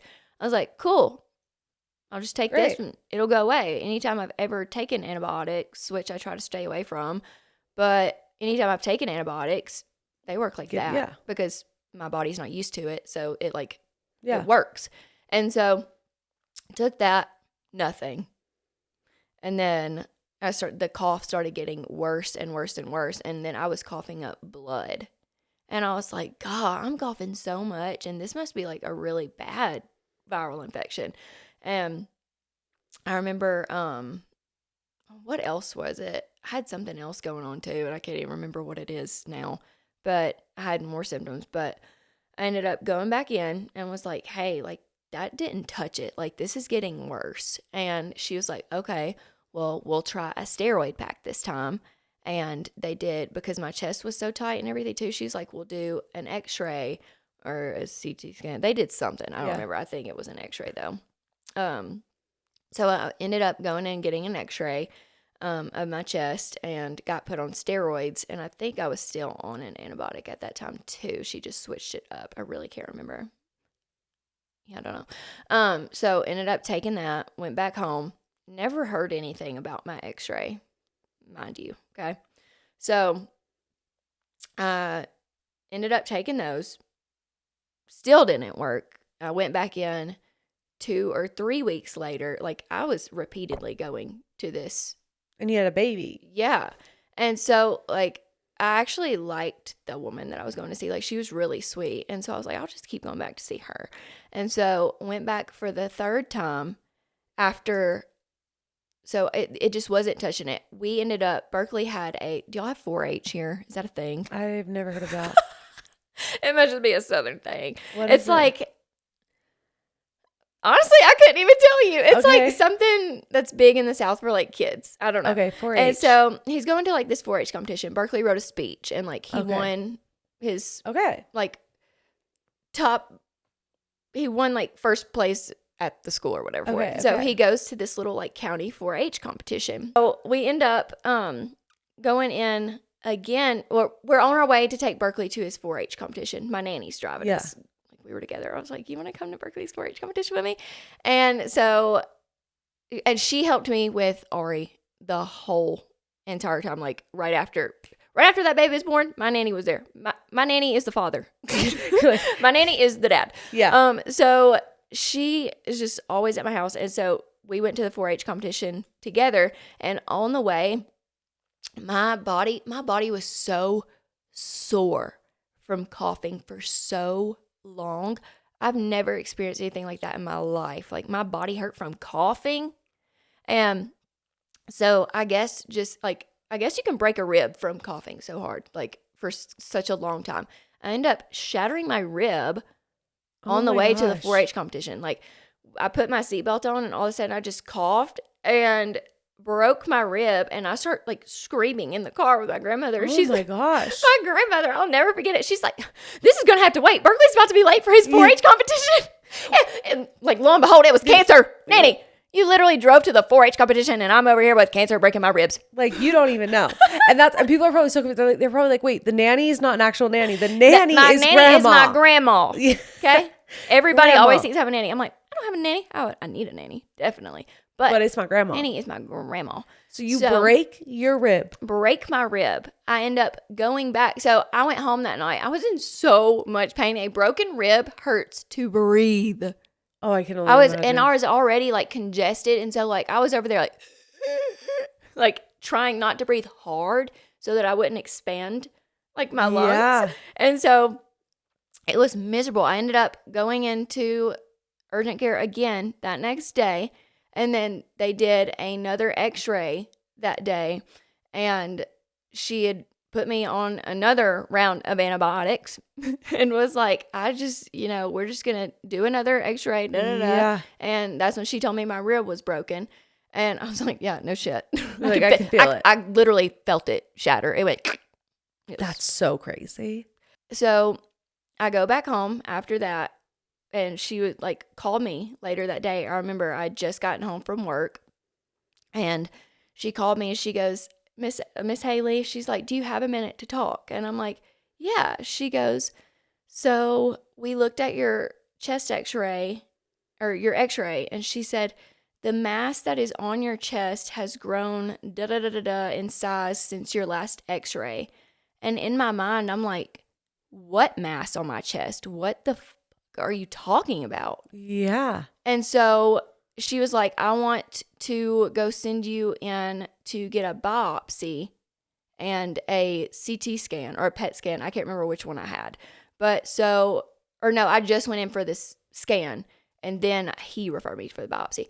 But so I go in, or she calls me and she's like, it could be malignant, but she said there's also a chance that it is. She said it could be something else, but it wasn't something cancerous. I can't remember what it's called, but she said it could be that. And so I was like, okay.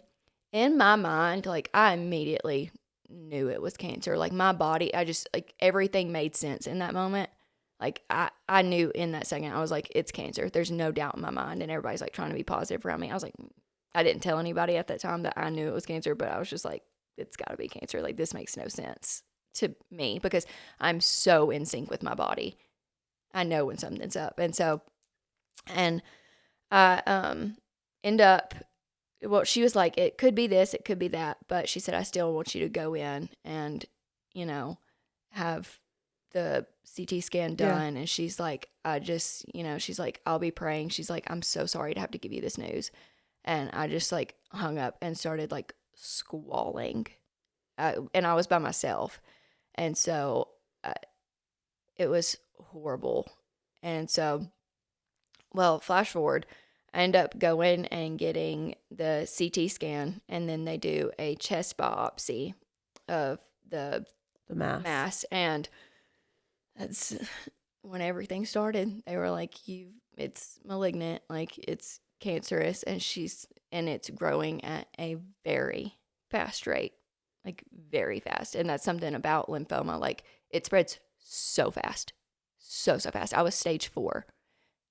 If I wouldn't, I don't want to like say anything medical and be wrong, but like I'm pretty sure if I wouldn't have caught it in the time that I did, I probably would have been dead, because it would have just spread, because it was spreading to, I think it was on a piece of my lungs. Like the cancer, it had just started to spread to my lungs and I think my spine. So it would have progressed and like taken over. Like it is a very aggressive cancer, but it is also very treatable. So end up finding I'm stage 4 cancer, and the mass on my chest, whenever I had finally figured out that it was cancer, was the size of do y'all have Subway here? Yeah. Subway. Subway. Shout out Subway. Yeah. So it was the size of half of a Subway sandwich. 6 inches. Half foot long. Yeah. I had a Subway sandwich sitting in my chest. Wow. Yeah.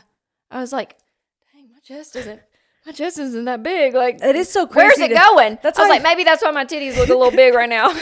Like, that's what that is. Yeah. I'm dead. I was like, that is so crazy. And I just remember, like, whenever I was first diagnosed, so then from there, after my biopsy, that's when I got referred to an oncologist. And okay, that was when shit started getting real really scary. bad. I was like, I remember walking in there and I was like, I'm too young to be here.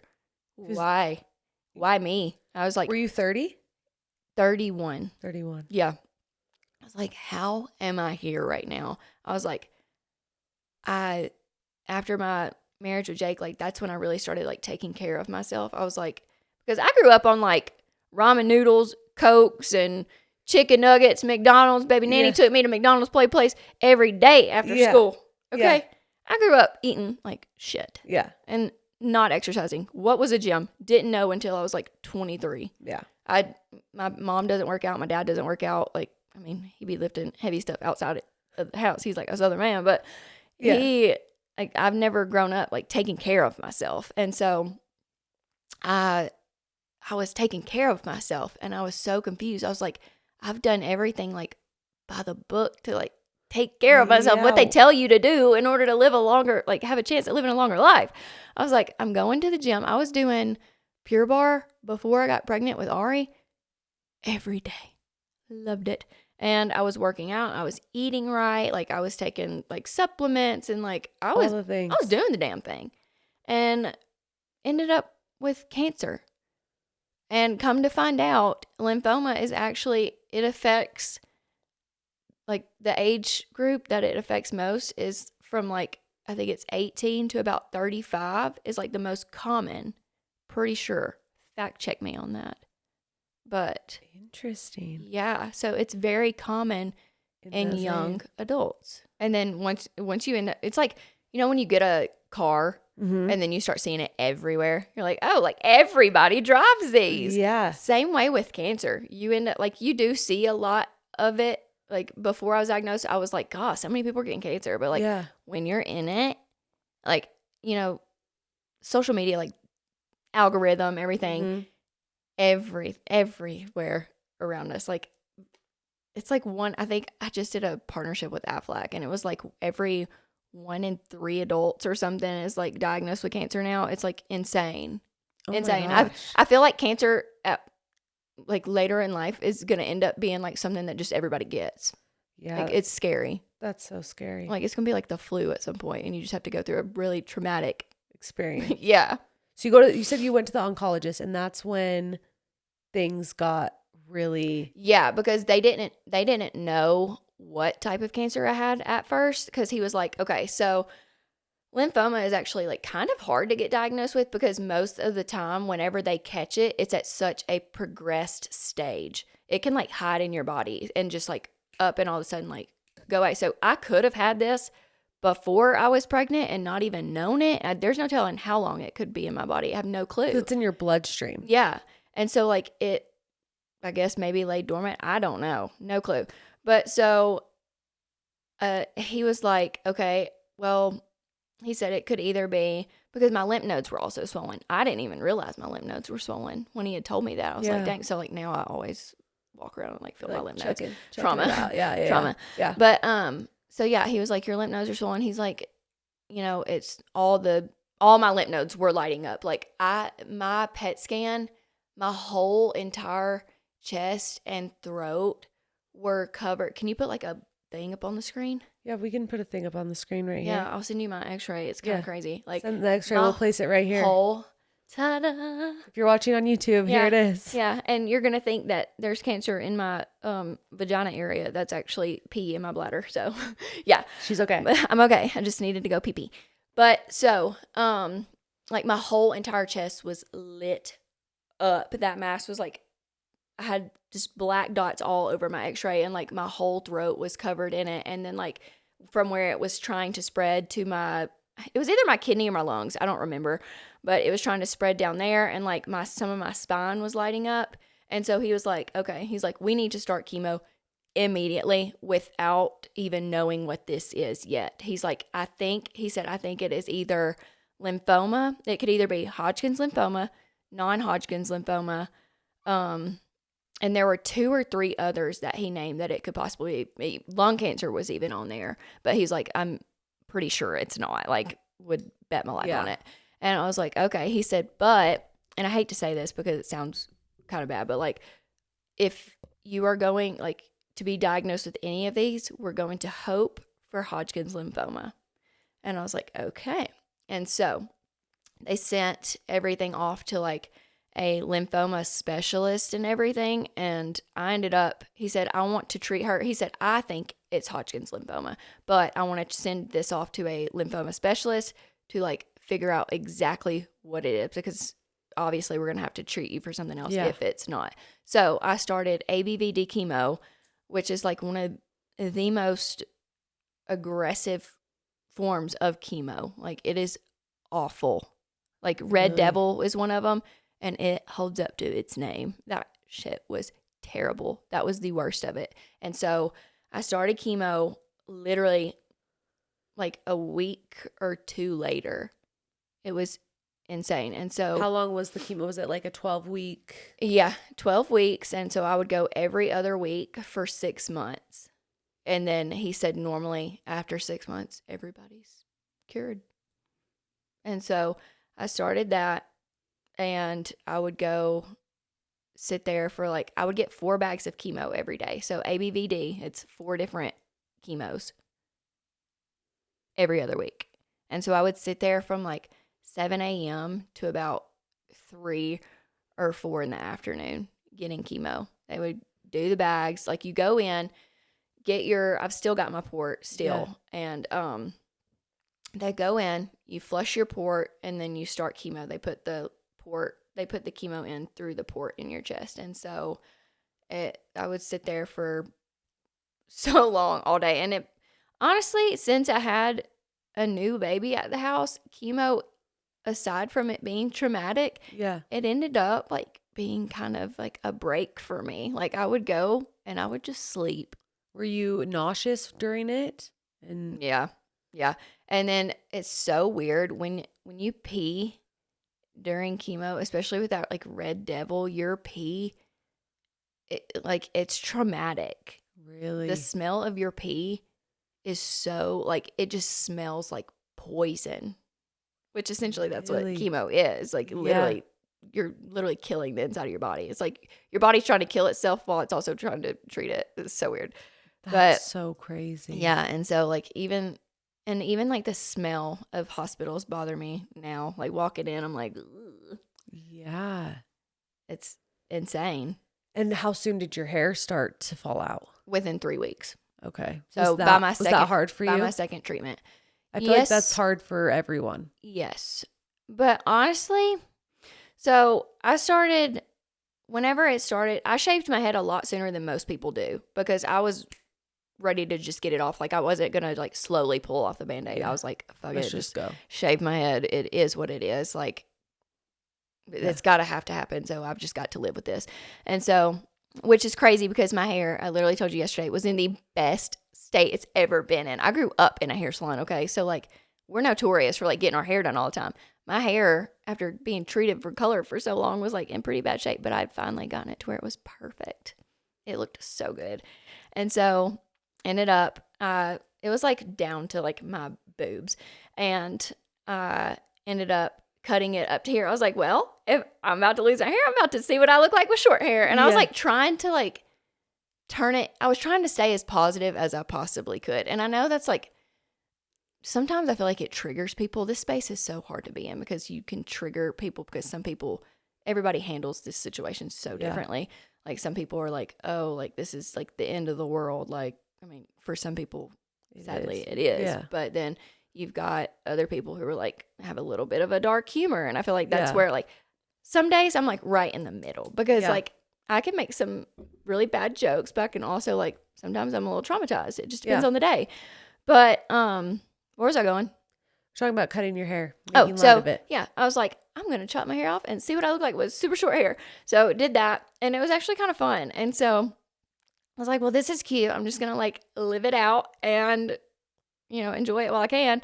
And so after my second treatment, my hair started falling off within days. Really? It was so crazy. And he told me it would fall out quick because of how aggressive that chemo is. He's like, because I asked him, there's a thing called cold capping. Yes, I've heard. I've had a couple of people come on that did it. Yeah. And so I was like, I looked into it, and with mine being a blood cancer, it's not advised, is what he had told me. I know some people have tried it, but pros and cons for me personally, I was like, there's no way I'm trying that, because if there's a chance that it even could work, I would still end up with super thin hair. And I know that you can have, like, a lot of matting. Mm-hmm. And so you end up having to cut it anyways. And so it's like, all in all, let's just get over it. Just cut it. And so, let it go. Or shave it. And so I ended up, my hair, I remember being at dinner, or I had just gotten back from my second chemo. And, like, I noticed I took my jacket off, and I was like, I looked down at my, like, hood of my jacket, and I was like, that's a lot of hair. Where did that come from? It was like my hair was like falling out so easily. It was just laying all over my little black Aritzia jacket. And I was like, oh, okay. And so then I start pulling at it. I was like, oh my God, like freaking out. And I was just like, Skylar, I was like, my hair's falling out. And, like, I remember sending it in, like, my family group chat. We have a little family group chat. Yeah. And I was like, y'all, I'm officially losing my hair. And I was just pulling it out. And my dad was like, they were, like, trying to make little jokes, like, trying to make me feel better. Yeah. And he was like, you're about to look like Joe Dirt. And I remember being like, oh God, like, this is so bad. And I literally decided, I think within, like, a day or two after that, I was like, I'm shaving it. I still had a full head of hair, mind you. Yeah. I was like, once it starts falling out, I'm done cutting it, shaving it, done with it. And so I remember randomly one day I text my friend, she's a photographer, she does all of our photography, and I was like, are you busy today? Just on a whim. And she's like, yeah, I've got this and this and this to do. I was like, I'm shaving my head today. Can you take pictures? Like, I wanted it photographed. Yeah. I wanted to remember it. And like, because this is such a, I almost said special, Jesus Christ. It's such a big deal. It's an empowering moment. Yes. Like, women are so fucking cool. Yeah. Like, anyways. But so I was like, I would love if you could be there and take pictures. And she was actually one of the few people that would, like, come to my chemo with me. She ended up coming to chemo with me and, like, just sitting there. And, like, we were, like, kikiing it up in the chemo room. And, but she ended up showing up, and I texted my friend too. I'd messaged our salon group chat, and I was like, is there anyone here, like, show of hands, who wants to shave my head? And I think all the girls were like, oh, no, I do not want to do this. Like, they would cry. Like, it was really hard. And so my friend Lauren, she worked at the salon. She was like, I'll do it. She's like, I'll come. And she honestly, like, having them there. And then my mom literally left work early. My grandmother, she was with the baby. Nanny. So my nanny's with the baby. And she came up there with the baby, and then both boys came too, because I did it after school so that they could be there. And they just all showed up. And so like I was surrounded by like everybody like I love. I think Skylar was actually on a golf trip. And he's like, do you want to wait till I'm home? And I was like, no, I'm doing this. I don't care. Now. See ya. And so, yeah, we just shaved it there at the salon that day. And I remember like I wanted my boys to shave a part of it too. And so she chopped all my hair and I looked like a little Cynthia doll. If that might age me, like Rugrats. Yeah, no, what are you talking about? So I looked like a little Cynthia doll. She like started chopping into it. And I was like, oh my God, this is actually happening. Like this is crazy. And I was trying not to cry. And then she let my boys be the first ones to like actually take the trimmer to my head. She put them in the back first. And so Berkeley shaved it, no problem. Brecken, bless his little heart, he's my little softie. Like me and him are huge empaths. Like, so this whole situation has been so hard on Brecken. It's been hard on Berkeley too, but like Brecken he feels so deeply. Yeah. And so he was so nervous to shave my head. He was like, I don't want to. He's like, I'm scared. He's like, I don't want to hurt you. I was like, you're not going to hurt me, baby. You're fine. And so that was another thing too. I also tried to stay like as positive as possible because I know my boys are watching and they've seen me go through absolute hell and I've rocked it all. And so I'm like, okay, another shit storm thrown my way. I'm like, I got this. And so he shaved it too. And then that's when Lauren, like after that, just started going to town. And those are some of the most like beautiful photos. I'm so hard on myself. Like I always have been. And in that moment, I don't think I've ever felt prettier. Really? Yeah. It was insane. I was like, I feel like such a badass and like, this is crazy. I was like, I actually feel pretty. Yeah. Well, I think which is nuts. And I was like, thank God my head is a circle. You're like, but I could have had a lumpy head. I do think it says a lot about just like internally, like a person, like, you're beautiful inside. Like your heart is pure and beautiful. Yes. And in that moment, the worldly all the outward things is stripped. Don't matter. It's stripped from you. It doesn't matter. That is how, like, that is why I've always felt pretty. Not because, like, I was not cute in elementary school and high school. I was, like, not the it girl, okay? Like, I've always been beautiful because of my personality. I know for a fact I have such a good heart and my intentions are always pure. Like, I am just a good soul. Like, I can say that confidently. I can say that too. Yeah. And so I'm like, I know I'm beautiful. In that moment, you really got to see it. So, like, who cares if I'm bald? Yeah. I don't care. Yeah. And so many people be like, how do you go out all the time bald? I'm like, I don't care. My energy is radiating, ma'am. Like, exactly. I might look like a mole or like Mr. Clean is what the middle school kids would dog me on social media. They'd be like, "Ooh, Mr. Clean." I'm like, you're like, shut up. Ass little middle schoolers. But I was like, I just felt so beautiful inwardly. Like, I just, in that moment when you're going through all this, it just doesn't matter. I'm like, and I mean, of course you have days where it's like, oh, I'm ugly. Like, that's natural. Like, of course you're going to have bad days. Every day can't be good. And so, like, I would have days where I'm like, oh, I need a wig. Like, I don't want to go out in public like this. I'm just not feeling it today. And mainly because, like, you get stared at a lot, unfortunately. But, like, because I'm so young, I feel like people, and this generation that we live in, like, women shave their head, like, just for funsies now, you know? Yeah. And so, like, when I first shaved my head, like, people would be like, oh, your haircut's so cute. And I'm like, what do you mean? No, I did not shave my head like this on purpose. Yeah. And so, I don't know. I just always felt pretty decent in my own skin, bald. I love that. I loved it. And then when I would have bad days, I would just put on my wig. Yeah. And then that got a little suffocating because putting on a wig every day is such an emotional, like, journey. It's like, constantly you're trying to like figure out and like recreate your whole entire your identity. Yeah. And so, like, okay, well, I feel good today, bald, but today I'm having a really bad day and I want to put on my wig. Okay, well, today I want to wear my wig, but I'm also like, I'm so sick of this because I know in my head that it's fake. So I feel like it looks fake and I just don't want that. And so it was all a huge mental fuck. But now you have enough hair that you have extensions. Yeah, this is my real hair right here. Right here, if you're watching. That's the real hair. We're like almost like the same. Yeah. And Twins. I have we got new tits and new extensions. Yes. So then let's talk about that. So then you're cancer free. Yeah. When did you get that phone call? I remember so I started following you on social media when you got diagnosed. Yeah. And I was following on that journey. And I told you this yesterday, like when you had posted that, like you got the phone call. Yeah. And I think you're like sitting on your couch or something and Yeah. you're crying. I was crying. Cause I was like, I have so much I watched that love video for back this girl. and I cry. Like Yeah. that was such an insane moment. I think that's how a lot of people ended up finding me. Like I told you yesterday, I was doing social media before I got cancer, and it was mainly just like sharing my life and like clothes and stuff like that. And so I'd already had a decent amount of following from that. And so whenever like I kind of blew up in the cancer space, that's when a lot of people started finding me. And like it was mainly off of that video. Really? It was crazy. I had so many people like SZA commented on one of my videos one day. Like people were bullying me, and I'm like, oh, I'm good. SZA's got my back.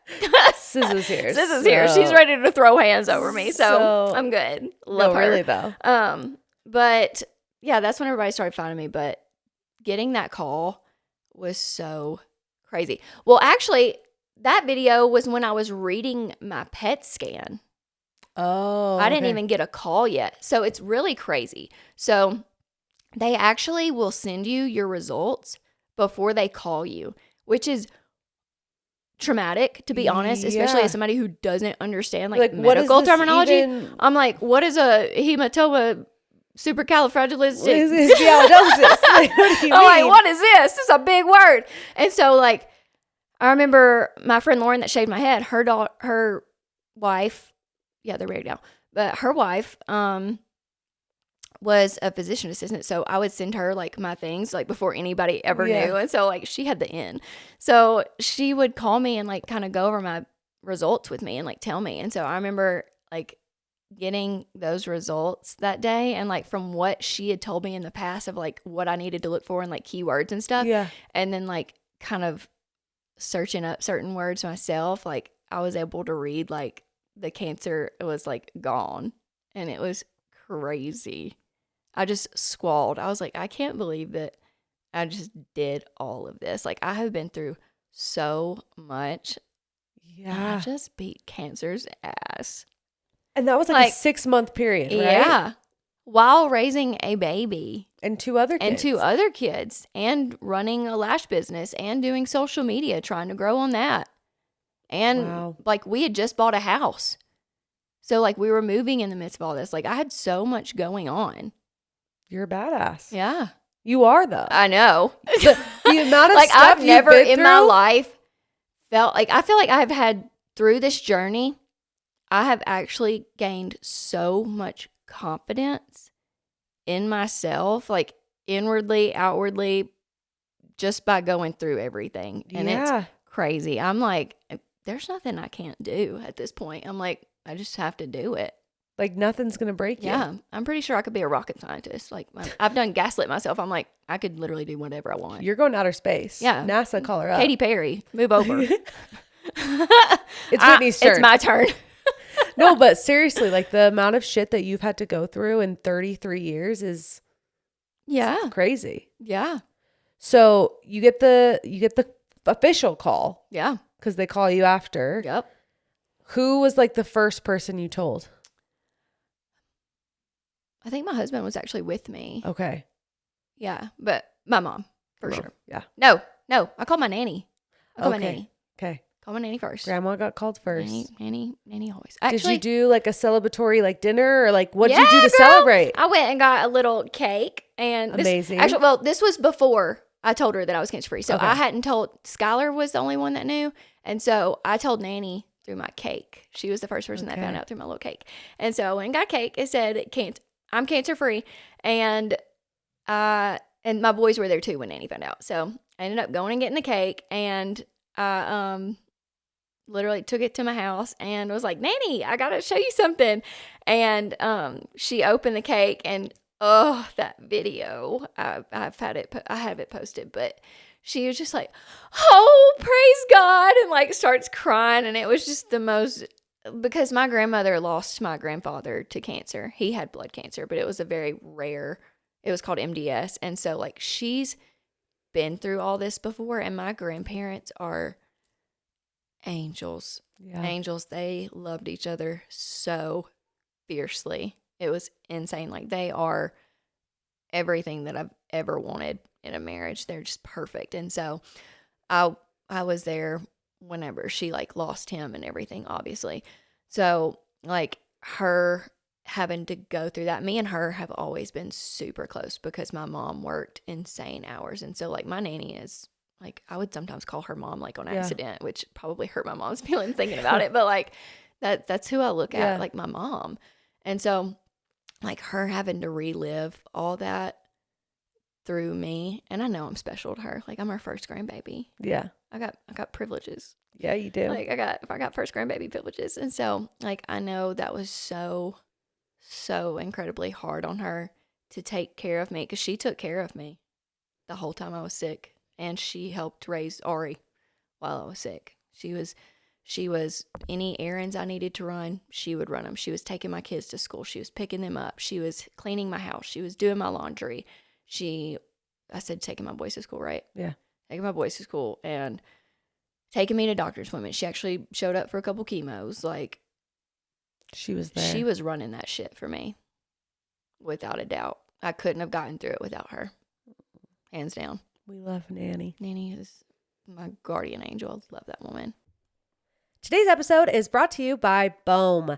Okay, besties and trashers, listen up. If you're ready for fall wardrobe and you are ready for a little refresh, like me, if you saw I got rid of all my clothes, you need to check out BOEM. I'm not kidding. I'm obsessed. Their denim actually fits like a dream. Their dresses are perfect for any vibe. And the sweaters, don't even get me started. Cozy, cute, and so easy to style. BOEM just dropped their new arrivals, and it's giving main character energy for your fall fits. Dress them up for dinner, keep it casual for errands. These pieces do it all. And of course, I got a code for you. Code WEEKLYTRASH gets you 20% off at bohm.com. That's BOHME.com. Go add everything to your cart now and thank me later, because these pieces won't stay in stock long. I know, because it's happened to me. So again, go to bohm.com and use code WEEKLYTRASH for 20% off. And thanks, BOEM, for sponsoring today's episode. Today's episode is also brought to you by Betty's. Okay, mamas, listen up, because I have a life hack for you. Are you tired of fighting your kids to make their beds? Say hello to Betty's, okay? The unique design lets your kids make their bed with just a zip. I would know, because I have one for Bentley and I have one for Brooks, and you sure as heck bet I'm going to get one for Banks when he has a big boy bed, because it has made my life so much easier. They have a patented bedding that includes everything you need: fitted sheet, top sheet, and comforter in one seamless piece that zips together. My kids love feeling accomplished, and your kids will love it too when they can make their bed all by themselves every single day. Make your mornings easier and visit bettys.com. That's BEDDYS.com. And you can use code TRASH for 25% off your order. They are great for hard to make beds like bunk beds, RVs, etc., or for anyone that just wants better habits, because the day is better when you start it making your bed. So discover the joy of hassle-free mornings and the satisfaction of independence for your kids with Betty's Revolution Betty Solution. Again, that's bettys.com. Use code TRASH for 25% off your order. And thank you, Betty's, for sponsoring today's episode.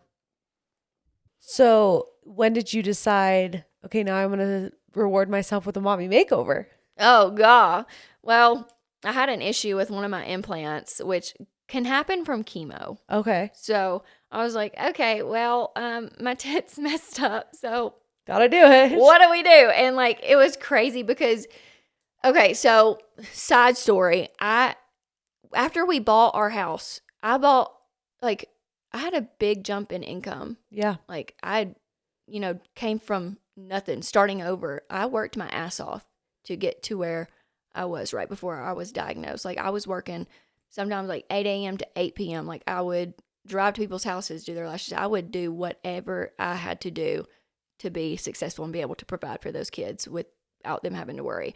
And so, I mean, my mom still helped every now and again, but I ended up, where was I going with this?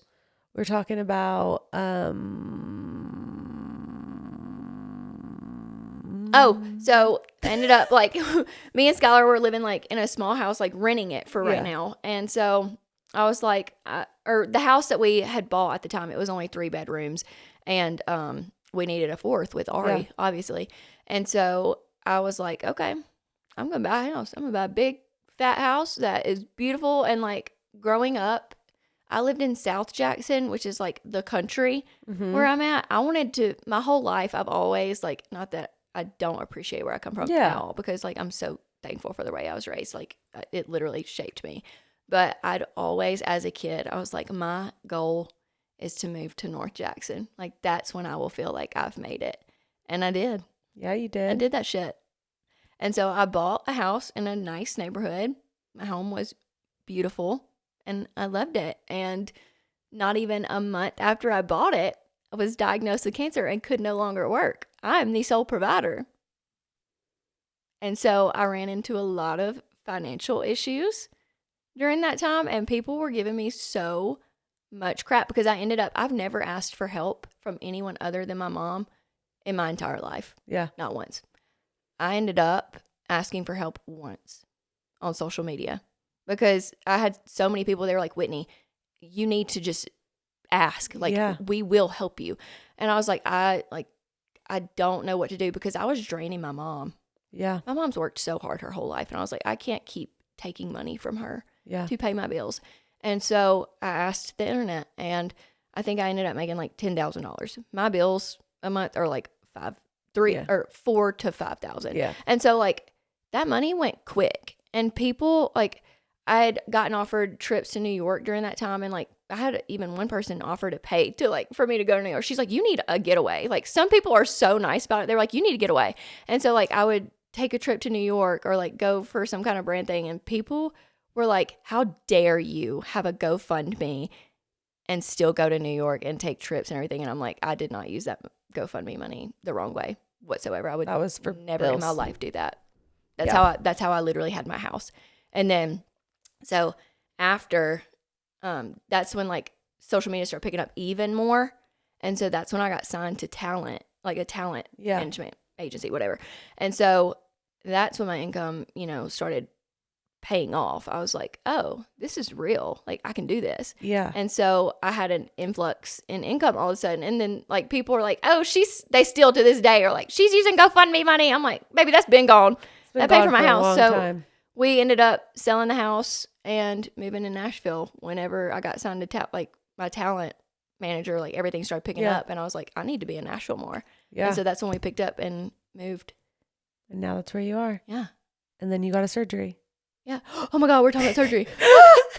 People are going to be like, I'm so confused. What's going on? Where are you going with this? Like, she is topic jumping. Baby, keep up. No, she has so much to say. Yeah, guys. I do have so much to say. I've been begging for a podcast for the last 10 years. I have so much to say. She didn't fly all the way over here to just talk about one thing. We are doing the whole pie. We just canceled Pilates because I can't shut up. We just canceled Pilates, you guys. Like I got stuff to say.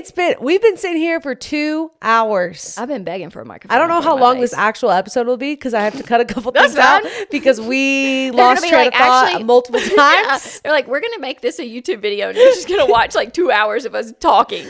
No, but you got a mommy makeover, which we still need to stare at each other.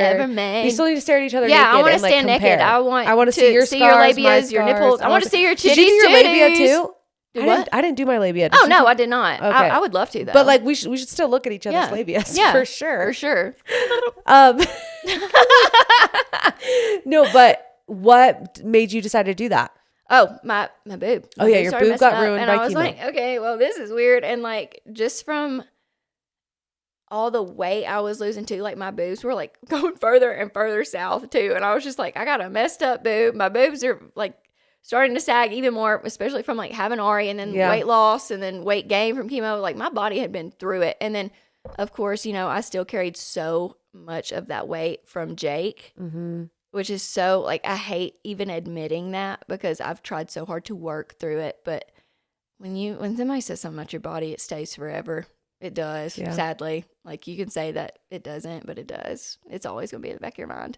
And so I was like, okay, well, now that my tits messed up, I should probably get it. And I just so happened to, at the time, have enough money to do something like that. So I was like, okay, well, I'm going to do it. And so I booked my appointment, got it done. And I was only like how old was he? He was still a baby. No, he was a year old. Yeah. He was a year old. Because it was 6 months ago, right? Yeah, 6 months ago. So he was like a year and a half. Yeah. Yeah. And so I was like, okay, well, I'm going to do this and just figure it out. And so I went and got my mommy makeover, and I just did, they swapped out my implants for something way smaller because I had huge yitties and they were just heavy. And I got smaller boobies. Got it. Hello, I'm burping. We're doing a little burps in between. Hold on. Give me a second. But I got smaller boobies, got a lift, and then a tummy tuck. They did not do lipo. I wish they would have. Like, he told me I didn't need it because I was so skinny. I was like, tell me again. But you are. I was like, what do you mean I don't need lipo? Like, I can feel this fat. Like, what do you mean? Yeah, but now I got to go back and get lipo on some certain areas. We're so toxic. They have to be. I'm like, that's... Kicks cancer's ass, still wants lipo. Oh, title of episode. Still gets Botox. Just beat cancer's ass. Yeah. People give me so much shit for still getting Botox. And I'm like, no, I'm not giving it up. Like, what do you mean? I've kicked cancers once. I can do it again. Does Botox give you cancer? No. I mean, No. everything gives us cancer. People try to say like, oh, Botox is like horrible for your body, and then filler, especially with me having lymphoma. Yeah. They're like, filler can like do something with your lymphatic system, and that's something else. People try to say I have filler all the time. I'm like, I only have lip filler. Like, I didn't have it all over my face. Like, my cheeks are fat because that's genetics. I just have fat cheeks. No, they're perfect cheeks. Shut up. They're perfect. Yeah. I was like, no. But yeah, I got on my makeover and I'm obsessed with it. It literally changed my whole life, to be honest. That was the best thing I've ever done for myself. And this is the first time since having Berkeley that I have felt comfortable in my body. Now I say comfortable loosely because I still want lipo, Yeah. And I do want to get the rest of the back of my side lifted too. But this is the best I've ever felt in my skin. Well, and it was probably 10 years. The first time you ever truly did something for you. For me, it was huge. So huge. I think I've had so many people be like, do you regret it? I'm like, no, I would do this. If I had to go once every few months and go get a mommy makeover, I would. Yeah. I would do this shit over and over and over again. And I was so scared because I thought that the healing process was going to be so I know they make horrifying. It sound awful. But it was not bad. Well, and also like you had cancer, so I feel like that. Yeah, I've literally had my ass beat. I've beat cancer. Like, I literally kind of a breeze. I have no pain tolerance. Yeah. So, but like the healing wasn't that bad. Like, I used a walker I had the most trouble standing up straight, but my healing was not bad. Like, I was literally up. I posted a video like 3 days post-op or something like that, and I was cleaning my house, and people were like, Whitney, sit down. You're insane. No, I was the same way. I really didn't think it was that bad. Yeah, no. But I think that needs to be normalized. I feel like a lot of women don't do it because they're so scared. Yes. I'm like, healing was not traumatic like it is. Like they say it is. The drains were icky. Like, that was ugh. But did you have drains? Yeah, I had drains. Some people don't. I know. That's crazy. I'm like, where does it all go? Yeah, I'm like, okay, but I want that fluid sucked out of me because that's going to make me look even more bloated. I'm like, suck it out. Drain it. Yeah, literally stick a tube down my throat, suck out all my body fluid. But yeah, so the drains were traumatic, but other than that, healing was nothing. Easy peasy. Yeah. So what's next for Whitney? You saved yourself from an abusive relationship. You were able to build a income as a single mom, get remarried, have a third kid, beat cancer, get some mommy makeover. I sound like a superhero. Like, what's next for Whitney? Like, what do you see for yourself? I don't know. I'm very like ADHD, like take me where the wind blows. So I'm just kind of going with whatever's happening. I love that. And I'm slowly like starting to figure out how like social media works. Like, there's so many layers to this and people don't even realize it. But I'm like growing. I feel like I've grown and then stopped and then grown and then stopped. And right now I feel like I'm at just like a comfortable place. Yeah. And I think I'm starting to grow a little bit more again. So focusing on social media is like you're going to be your next thing. Getting my name out there and just like marketing and being better about posting consistently. That is so hard for me. But, and with me being in Nashville, that was another reason why I moved to Nashville. Because like there's more influencers there and there's more opportunities there. In Jackson, not a single person utilized me. Yeah. They don't understand the power of social media. Yeah. Like that's how people advertise these days. Like I, for a fact, know when I first got like my big paycheck off of like LTK. Yeah. When I was doing fashion, I know for a fact I made Abercrombie like hundreds of thousands of dollars. And I'm like, that benefited them in LTK. The commission is like not a penny. That great, but it's a I penny. made like $15,000 overnight. Yeah. I was like, fuck. No, I was it's like, crazy. that was one of the moments where I was like, I can do this. Oh yeah. Like I just did that. I just need to stay consistent and keep doing that. And keep doing it. I'm excited to see the journey. But we talked about this yesterday, how like we don't want to have millions of followers. Like, no, that's I like scary. being a smaller creator. That's like, I love scary. it. I feel so tight knit with my community. Like, you know who follows you to an extent. It feels like a community.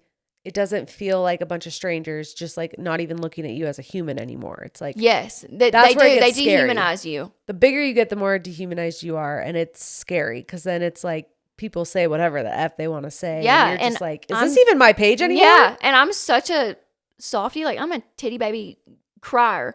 Yeah. Like I feel really deeply and I hate it, but I also love it. Like sometimes comments hurt and people don't realize it.